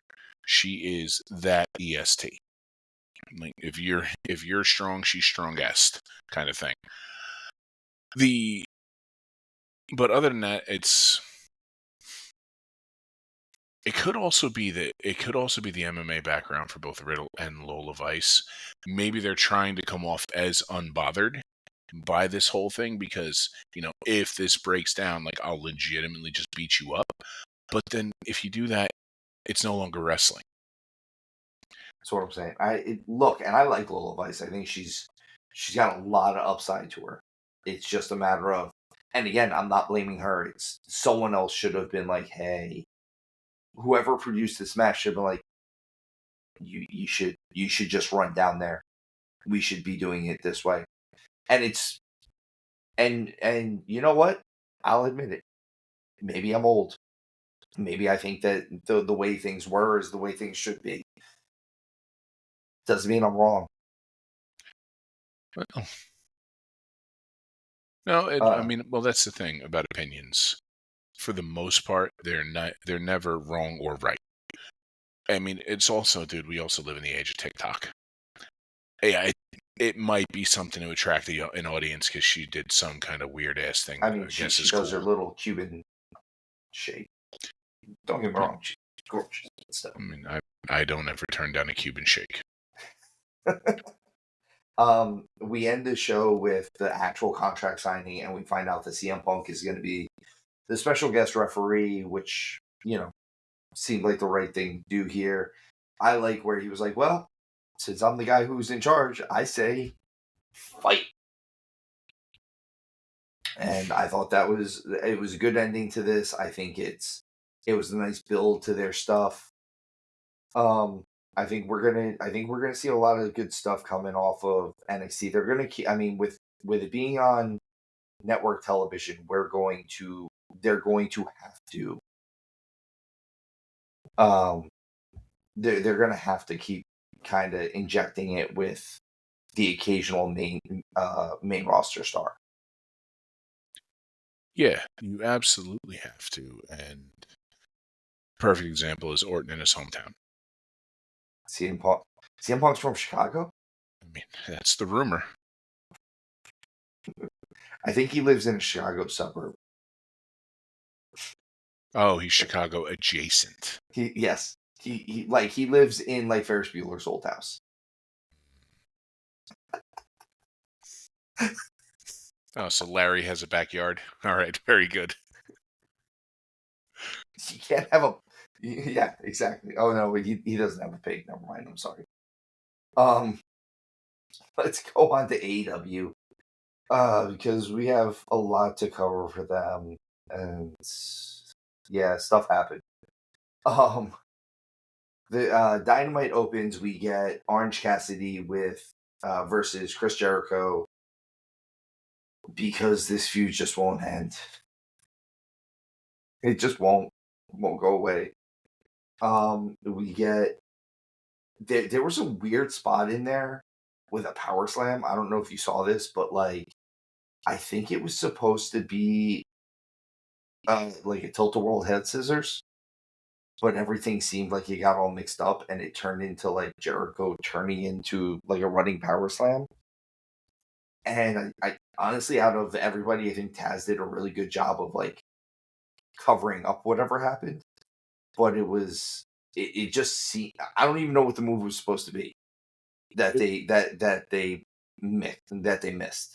It was a clear misstep, and you saw what you saw there was years, literal decades in the business and decades of commentary cover up a brash young mistake. So as much as Jericho probably should stop wrestling, that spot right there showed it's like, all right, man, he actually still can He's go, he but still just has it a little bit. I'm not even saying like what was it. I mean like I want to know what the move was originally that he screwed up on. That it seems like if nothing else he slipped off of it.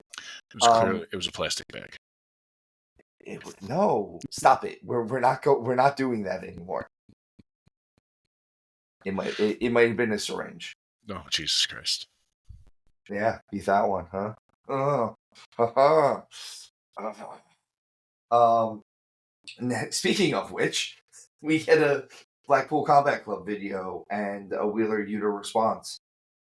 I like the Wheeler Yuta. I'm gonna still show up and do my job because it's my job.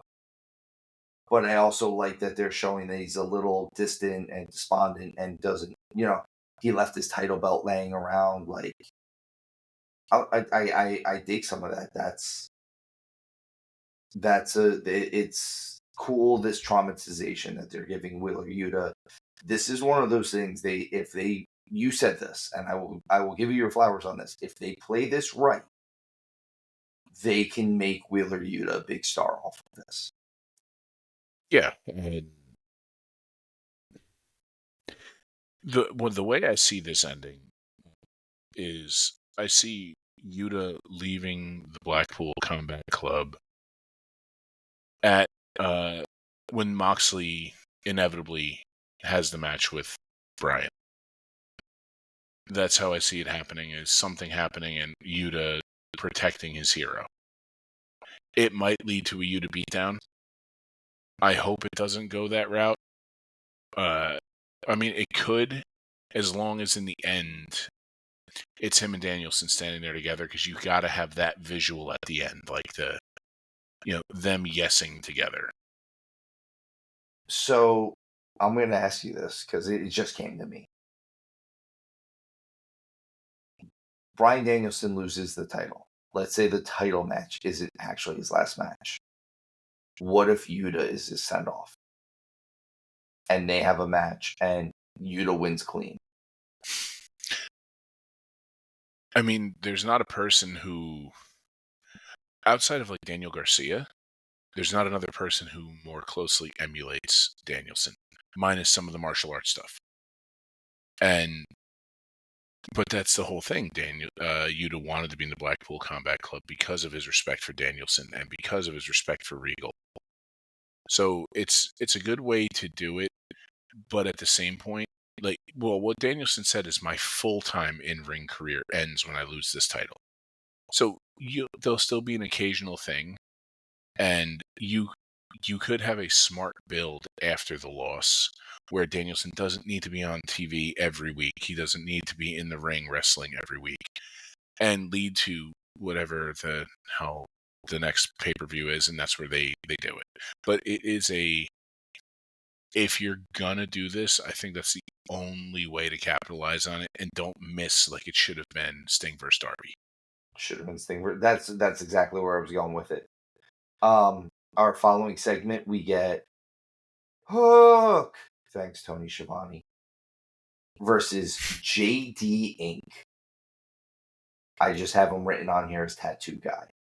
With Roderick Strong on commentary because Roddy is going to challenge Hook for the FTW title. I'm gonna join the masses here. The FTW title has ran its course in AEW. We don't need that belt there anymore. You can't keep defending a belt that's not sanctioned. I'm over the Hook thing. I'm over Hook in general. My thing is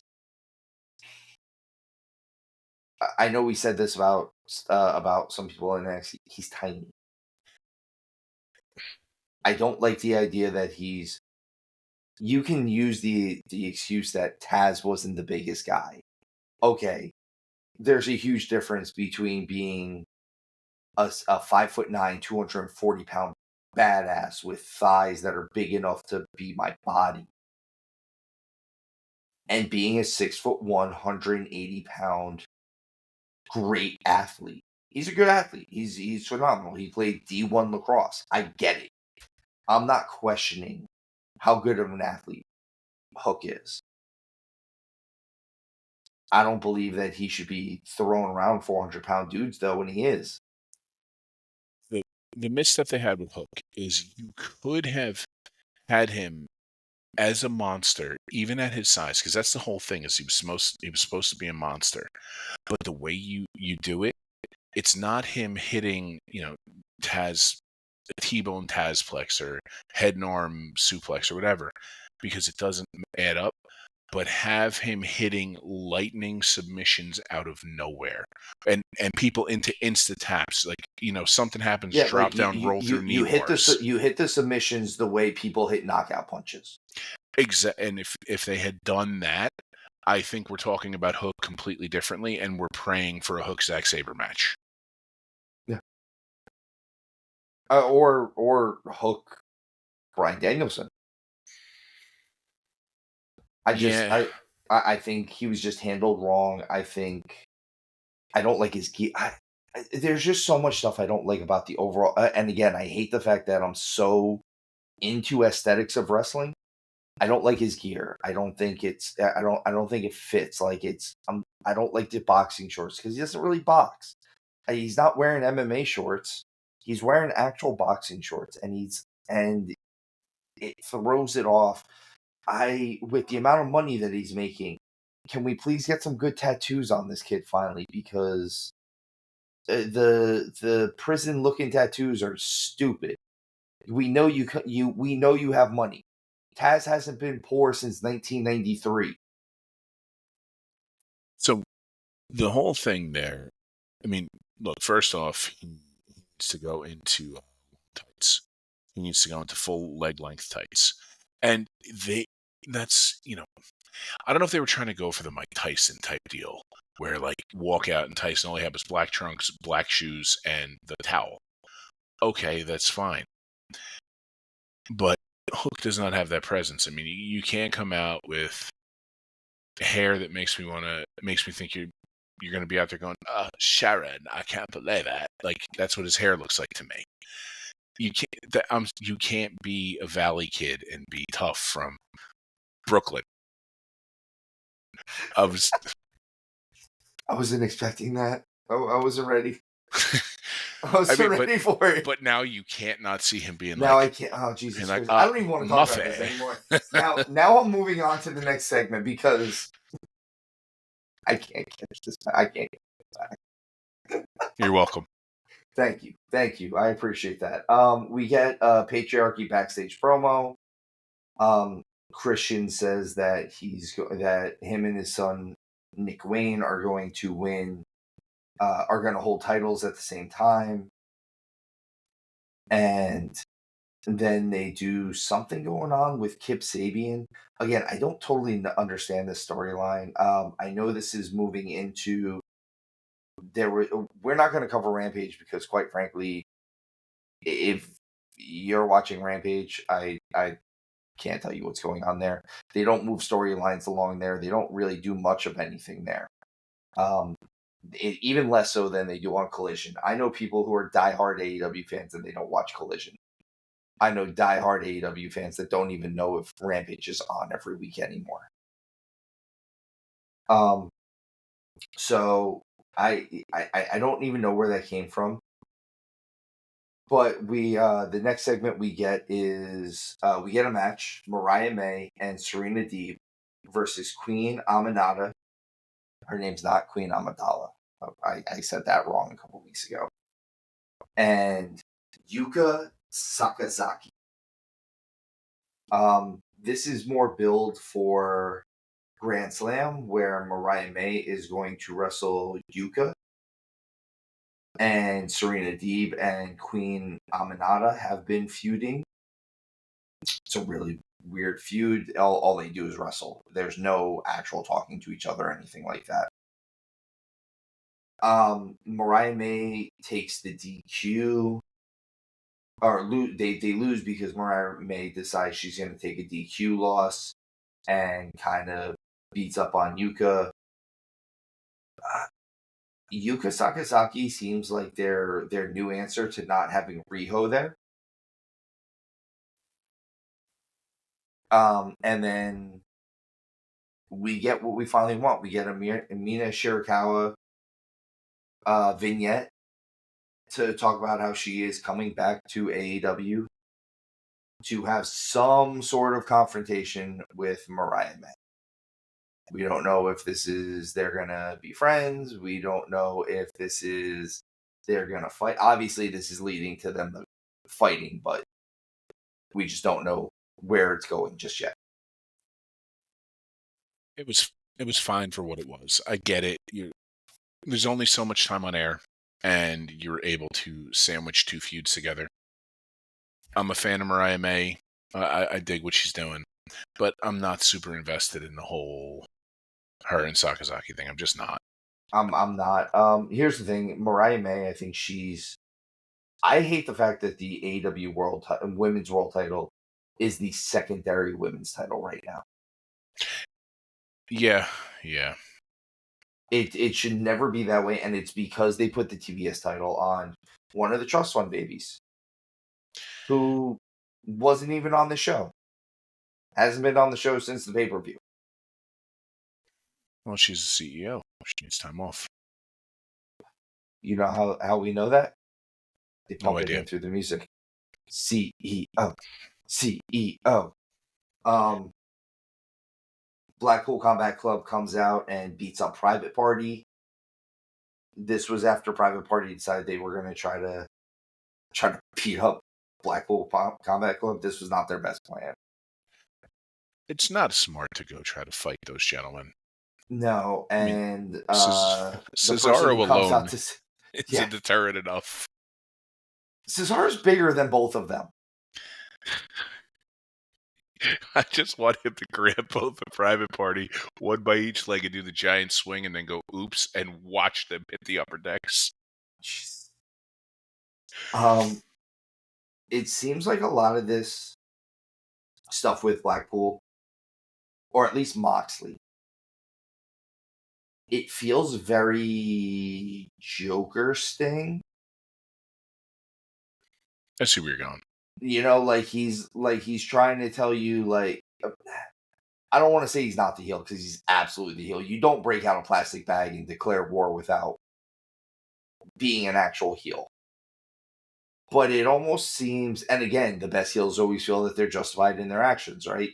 But it seems like he's trying in his warped mind to save things, where Joker Sting was actually trying to save things, but no one wanted to believe him because he was a little hoo-hoo. Um, I I don't see this turning into where you find out that Moxley was saving people. I just don't like where it's going, to be honest with you. It's I don't know if it's God, what the hell is her name? Marina Shafir? Is that her Marina name? Shafir. I don't know if it's her being there or it's the fact that, it's Can I just bring up one thing that I'm thankful about with Marina Shafir? They have not let her talk once. yeah. That is a beautiful thing. See, The only person who cuts a worse promo at one point was her husband. I would be more into the Moxley thing if they were doing with him what they did in NJPW. I was with the Death Rider thing. I was like, that's cool, man. Here comes a guy from overseas. He's coming in there, and he's not much bigger than Minoru Suzuki.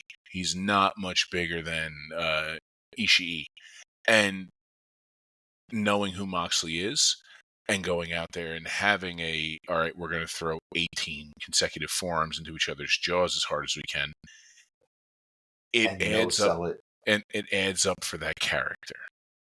I can get behind that, and that could just be my Japanese wrestling fandom that can get behind that. Right now, okay, cool, you're trying something. I harken back to what I said when this initially happened. He left WWE because of bad booking. And this really, really, to me, while it's completely different, has the same kind of feel of the whole him getting a friggin' booster shot in the ass and being afraid of germs. Yep. Just like that. Yeah. Darby comes out to make the save on this, and Mox runs away, which again, there's just no consistency with this stuff.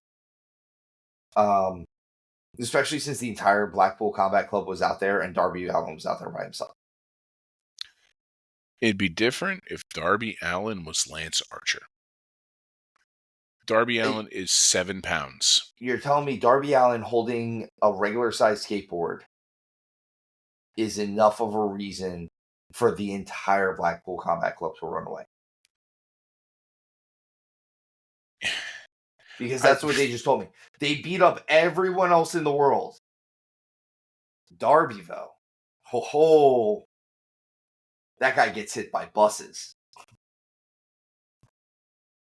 And again, I like Darby. Let me change that. I like the idea of Darby. I don't dislike Darby. I think there's massive amounts of potential for Darby. Do I think he seizes that potential? I don't know. I don't know because I don't know if they book him into the way that he should be booked. I don't know if it's me. I don't know if it's like overall. It's not wrestling fatigue because that's one thing I've never really had, even in like the lull years across other things. I've always been able to get behind stuff. Cool, man. Like Darby, it's a cool idea, but I'm over it now. You haven't had wrestling fatigue because you weren't here for the top 10 WrestleMania matches. I'm just saying, when you have to watch, when you spend time watching 40 matches over like 2 weeks, you get a little bit of wrestling fatigue. I get what you're saying there, but I more mean I've never fallen off. Yeah, I mean we've never fallen off of wrestling. We still always watched it. Like yeah, when I say I was fatigued after that, I mean like I need like 3 or 4 days where there is no wrestling on my screens right now. I don't care that it's on. It can't be near me. And every one of us, and I guarantee you, it's folks listening too, we've all been super involved, and then life gets in the way, and you might have been watching Raw or SmackDown or your particular flavor of wrestling, and you haven't missed it. And then life gets in the way, and all of a sudden 2-3 months go by, and you're like, oh crap, I haven't watched in a while. And you may not be caught up to storylines, but every one of us has had that happen, and you look back and like, oh, this title changed. Wow, the title changed hands twice, and you get caught back up, and it becomes a thing you never truly leave, even if you take a break. And that's the thing. It's wrestling's one of those things where while we all take breaks, they've never been long. I agree with that. Well, I mean, again, it's this lifelong love that we've had with this business. Yeah. It's such a scary thing how much we love this stuff. We get Ricochet versus the Beast Mortos. Again, I'm not impressed with what they're doing with Ricochet. I'm not impressed with Ricochet in general right now. I came out of this match more impressed with the Beast Mortos, So, and it just wasn't. It was just a match. It was a match. so Ricochet has done himself no favors. No, and even him trying to do his greatest hits now, it's like it doesn't look good. Honestly, the stuff that people know him best for, the back handspring into the head scissors takedown and things like that. I hate to say it, but it all looked better in the WWE, and I think part of it might have been because those guys were a little bit bigger. Yeah, there's that, and it's like If they're gonna babyface him, he looks better as a small underneath babyface. So my fear in this is, like I said the last time we talked about this, we're watching him get old. And I'm very worried that right now they've rushed to the Osprey thing because they're like, I'm not liking what I'm seeing, and it's kind of either rise to the occasion or he's gonna be somebody you see once every 3 weeks losing to, somebody. Yeah, wrestler A, Mm-hmm. new shiny toy. He's gonna Yeah. lose to the new shiny toy. Yeah. And he is the new shiny toy right now. He's not so shiny. I mean, yeah, they got him at a flea market right now is kind of how it feels. We get a Hangman promo with Tony Schiavone where Hangman almost beats up Schiavone. It's one of those times I cheered for Hangman. Listen, I'm not gonna get off of this. Tony Schiavone is the worst. I get This is going to be a point that I'm going to continue to make. I can get hired by AEW. Tony Khan can call me tomorrow. He can send me an email right now, and I will immediately. If he hires me, my exact answer will be immediately. You should fire Tony Schiavone. I get where you're coming from with it. I do. Shivani is listen, man. Shivani. He doesn't add anything to this. He makes weird noises. Tells the other commentators when they make a good call. Like, you don't need to tell them when they made a good call. Like, and it's not like once in a while. It's all the time. I will die on this hill that Tony Schiavone is the worst commentator in wrestling right now. He is. And that's saying something with the commentary team in AEW. He is, but you got a guy with a mask on because he wrestled with a mask on 15 years ago, and no one knows who he is.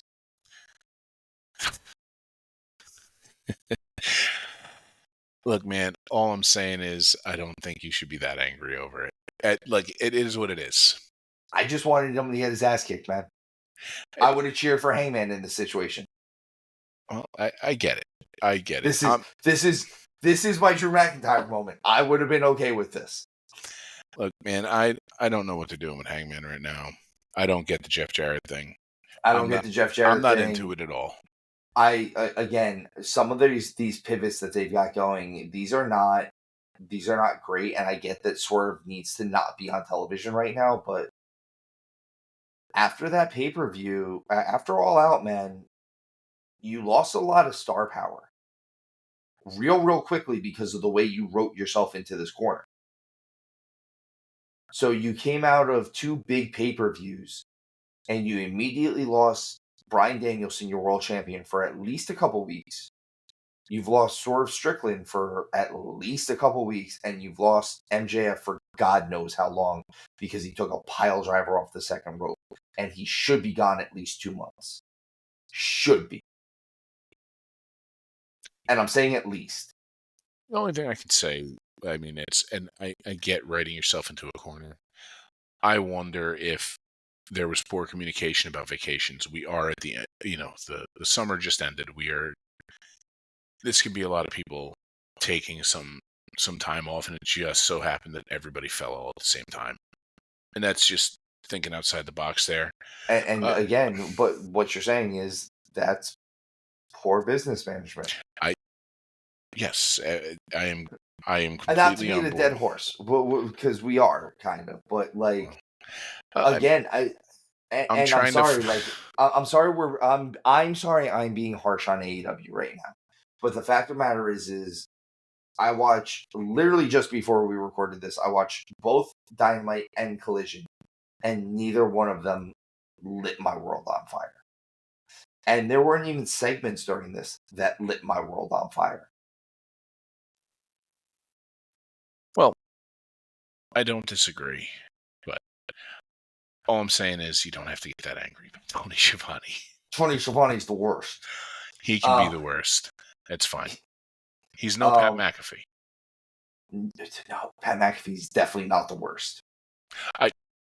I've said many times he's the greatest. I have gone on record many times. I think the greatest commentator on wrestling right now is still Corey Graves. Yeah, I can see that. He's a good straight man, and he's a good color guy, and he knows when to cover things up the right way. All right, so we get Ricochet and Ospreay in the back. I have written here that Ricochet should never talk, like ever. This is one of those times where I know I've said it about Ospreay. Ricochet was guilty of this one too. He kind of went around his wrist to get to his elbow. Like, he kind of just kept saying the same thing, and it just wasn't a good promo, man. You don't have to keep telling us how. He basically was telling us that he's the shiny new object. And we didn't need that. Honestly, at this point, because we are beating a dead horse with this, we need to see what happens with Ricochet and Ospreay's match. I think we really shouldn't touch it again until then, because if Ricochet doesn't deliver, I fully believe he is now just going to be enhancement talent you see once in a while. He's going to be on Collision. He's going to be on Collision every week, where he's going to have a good match, and he's going to feud with Hologram. Yeah. We get our main event, which is Ospreay, Fletcher, and Takeshita versus the Elite, consisting of the EVP Bucks and Okada. This was actually a good match. I'm getting, you know what? I'm going to give AEW their flowers. This was a good match. We got a good amount of tease between of the Takeshita Okada match. We got a good amount of tease of how much Takeshita and Ospreay don't get along. All around, I did not dislike this match. It did what it needed to do. It did exactly what it needed to do. Out of everything on this show, I will give it to them. The main event delivered the way it should have. It was a good way to send the show off. They sent the show off the right way. Here's the only thing that I'm going to disagree with, something that you said in the last show. We all kind of agree, and I said it too. We all kind of agreed by the end of the last show that Ospreay and Fletcher were probably going to win the tag team titles. I'm going to say that because they won tonight, they might not. Or, I'm sorry, they won on this past Dynamite. That's kind of a sign that I don't know if they're going to win the tag titles at this point. I don't think they're going to get double crossed. I just don't think. I don't think those tag titles are leaving the Bucks just yet. I mean, it is what it is at this point with the Bucks. It's Ospreay doesn't need 2 belts right now, so He then does that's need fine. to be Will 2 belts, and that's totally fine. All right, so that's Dynamite. On to Collision. We open up Collision with an ROH tag team title match, a bunkhouse brawl with Dustin Rhodes and Sammy Guevara, the tag team champions, versus Matt Taven and formerly known as the Miracle, Mike Bennett, the Undisputed Kingdom. This match was exactly what I thought it would be, and let me change that. I didn't expect a taser in it, but there was one. Luckily, no one got tased. And I wish AEW had not gone with any blood right now. I think they need to stray away from it. The only takeaway from that match that was good for me is that you teased the potentially deadly weapon and didn't use it. You could have and I'm leaving it at that. I don't want to rehash things we've been talking not about. at all. Here's what I'm going to say. If this match should have happened on actual Ring of Honor, because they could have had this bunkhouse brawl match. They could have had the blood. They could have had all the violence. And because it happened on Ring of Honor, I realize it's still owned by the same people, but you get that little bit of a crowbar, that little bit of wiggle room where, well, we didn't do it on our programming. We did it on Ring of Honor. Not to mention it's the Ring of Honor tag team titles. It gives a little bit of a nod and a rub to your Ring of Honor product that kind of needs to be watched a little bit more.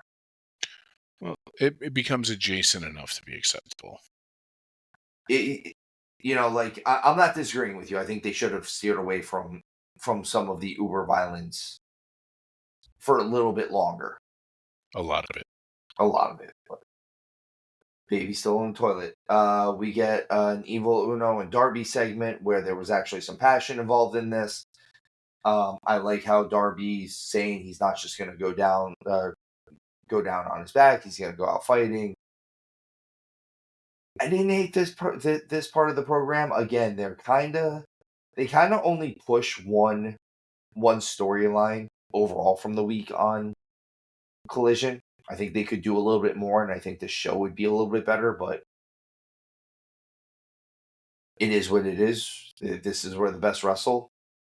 We blow through dream matches like they're candy.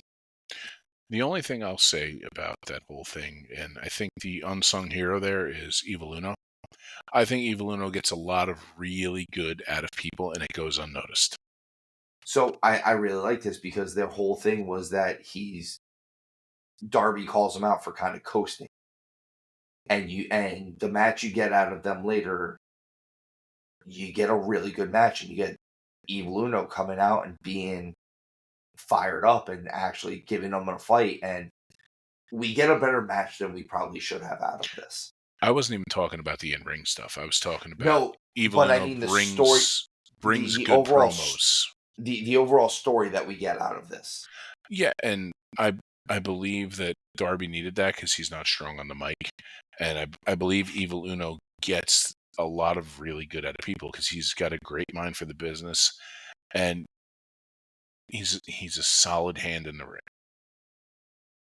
I agree with that. I think he's one of those guys that again doesn't get the credit he deserves for doing all that stuff because he does a lot of comedy stuff too. And unfortunately, when you do a lot of comedy stuff, you kind of get that moniker a little bit. Next up, we get Hologram, Mark Briscoe, Kyle O'Reilly with Rocky Romero versus the Premier Athletes. Again, this is just another time of these guys getting thrown together to face these people, and for what appears to be no reason. The match was good. Yeah, it's ish. It's people in there who you know are going to pull off some cool stuff. That's really all it is. Yeah, like they had an okay match, but even some of the stuff that they did was still kind of. All these guys are really experienced. They all have a lot of ring psychology knowledge, and even some of that got lost in there. Like I said, the match was good-ish, and I'm sorry we're blowing through AEW Collision, but that's kind of just where we're at with this show. This is there's not a lot going on here, and we're trying to just make sure that we cover what did happen. We get an AEW Women's Title Eliminator match: Mariah May versus Lady Frost. Hound, we talked about this beforehand. How do you have an eliminator match when you have a title match in like 5 days? Well, I want to say that it was just, things being handled poorly and a promo being written poorly. I'm sorry, how do you if the champion's in it, it's not a title eliminator match, it's a title match. You don't get a title. She wasn't going to get the title if she won it. So, okay, well then after she lost it, she's just eliminated from contention of challenging again. Fine. I mean, On the other side of it is Mariah May. If she loses, she gets the title. I don't think that these eliminator matches drum up the interest that AEW or Tony Khan thinks that they do. it's an adjective. That's all it is. Just give me a number one contenders match. Again, it's just an adjective. It's poorly. It's just poorly placed. It's just poor grammar, really. Make this a title match at this point. If the champion never loses, it's not an eliminator. There's no you don't get the drummed up interest of, oh well, they beat the champion. The champion always wins. And that's why I said I want to never confuse with malice, so it can be explained away with ignorance. And I wouldn't doubt if it wasn't just somebody wrote something and wrote the wrong word. I mean, maybe. I don't know. According to them, this was supposed to be like they keep using these eliminator matches, man. Then the definition colloquially within AEW is just different. They do these title eliminators where if you beat the champion, you get a title shot. Which unless they're saying that because it eliminates other people from contention, like other people that might have a chance that maybe that's that's what happens is so if Lady Frost had won this match, she would have gotten the next shot at Mariah May or the AEW Women's Champion coming out of Grand Slam. Okay, so really all they need to do is just change the word eliminator. It's really all it is. Just find a different descriptor. That's all. It's just dumb. We already talked about the Darby and Evil Uno match. Again, it was a good match. I really like this. They got really good stuff out of each other. I was really happy with this. We get Serena Deeb and Queen Aminata again. This is this grudge match that they kind of keep building on. Serena Deeb wins this one. I think this is good. I like Serena Deeb a lot. Queen Aminata, I think she's one of those ones who she just needs more reps. And which I feel like I say a lot about AEW talent, but it's just because they do. They need more reps. They're young talents who just don't get in the ring enough. Well, the roster's too bloated to get them in the ring. And we've said that again. Where we keep going back to this, we keep saying that's, and I don't want to keep beating this dead horse, but like some of these people just need more reps. They need you. If you're going to build a storyline, you need these people on television every week. Yeah. We get the main event. It's a 10-man tag match because nothing can go wrong with that.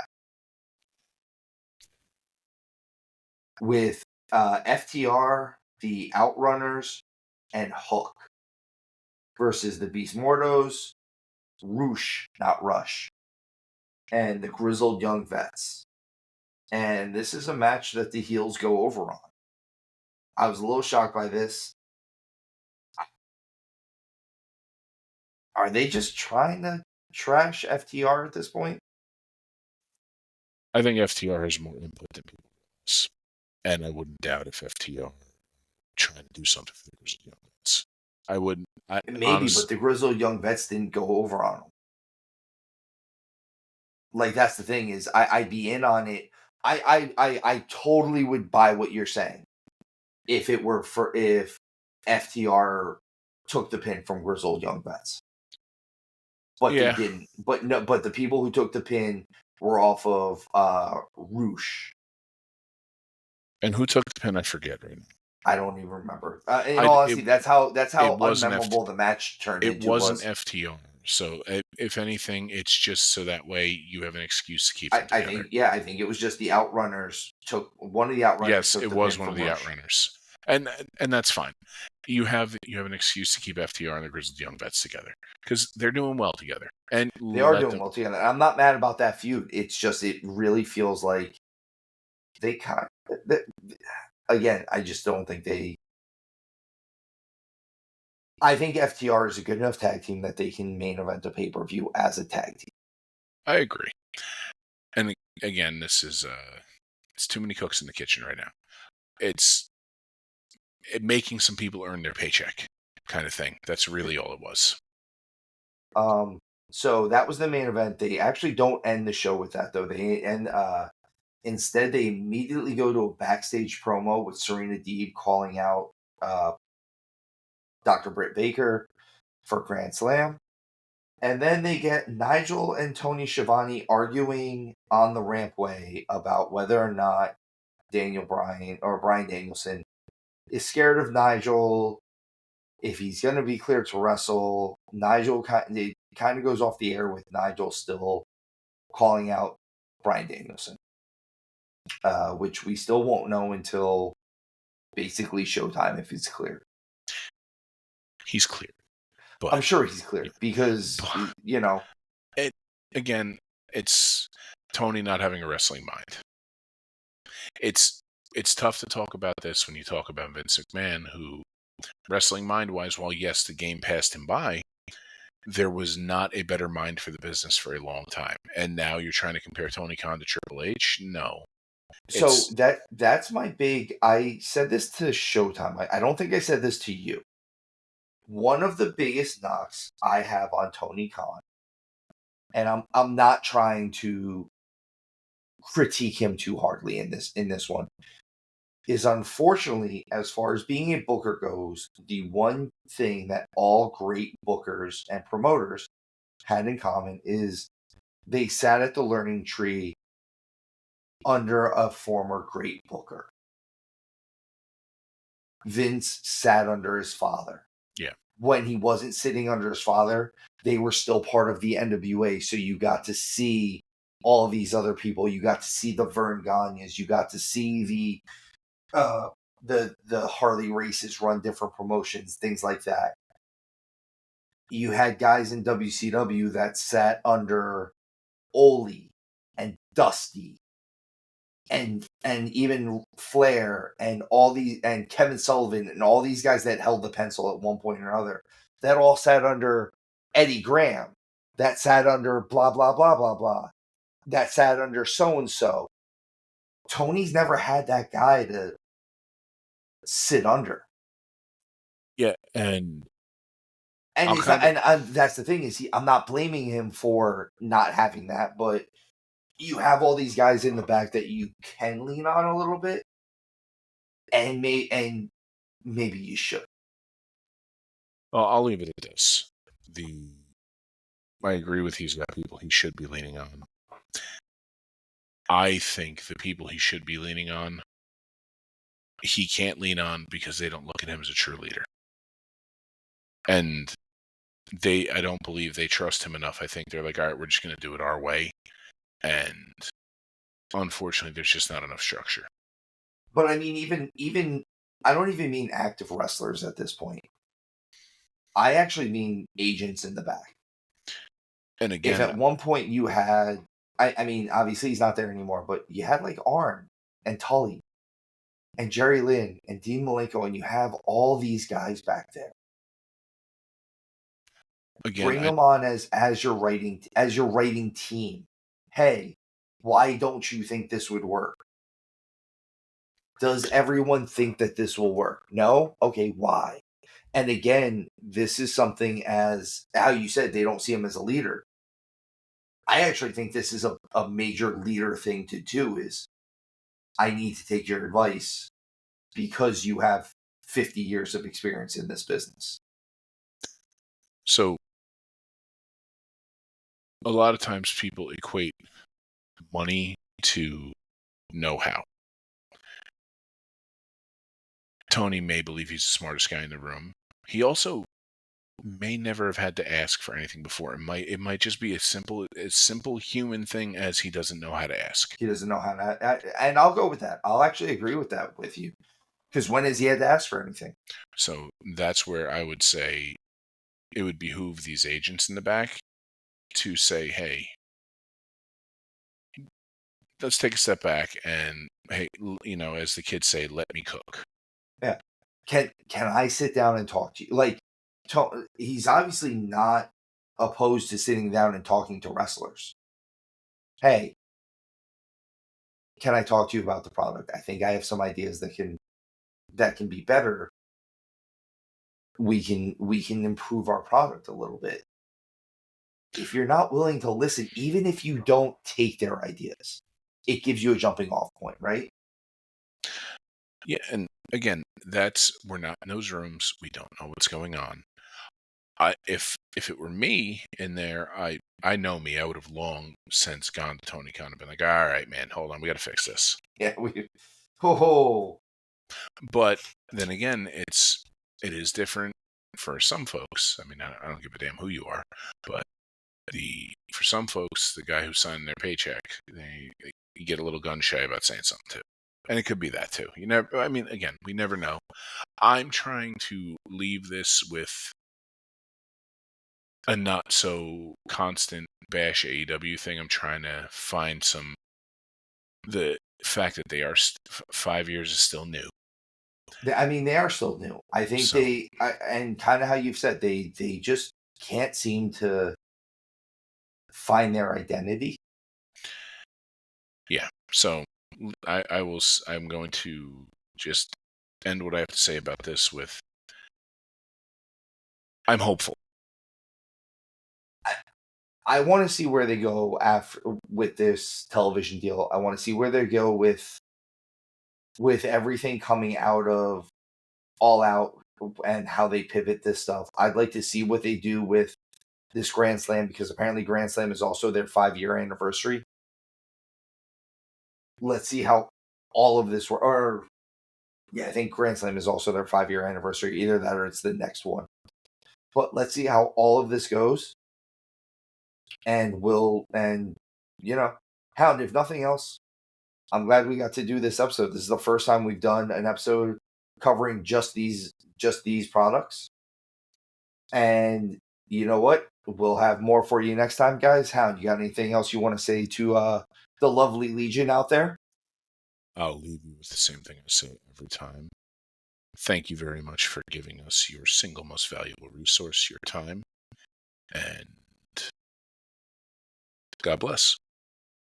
And as always, guys, remember, tuck your chin when you bump.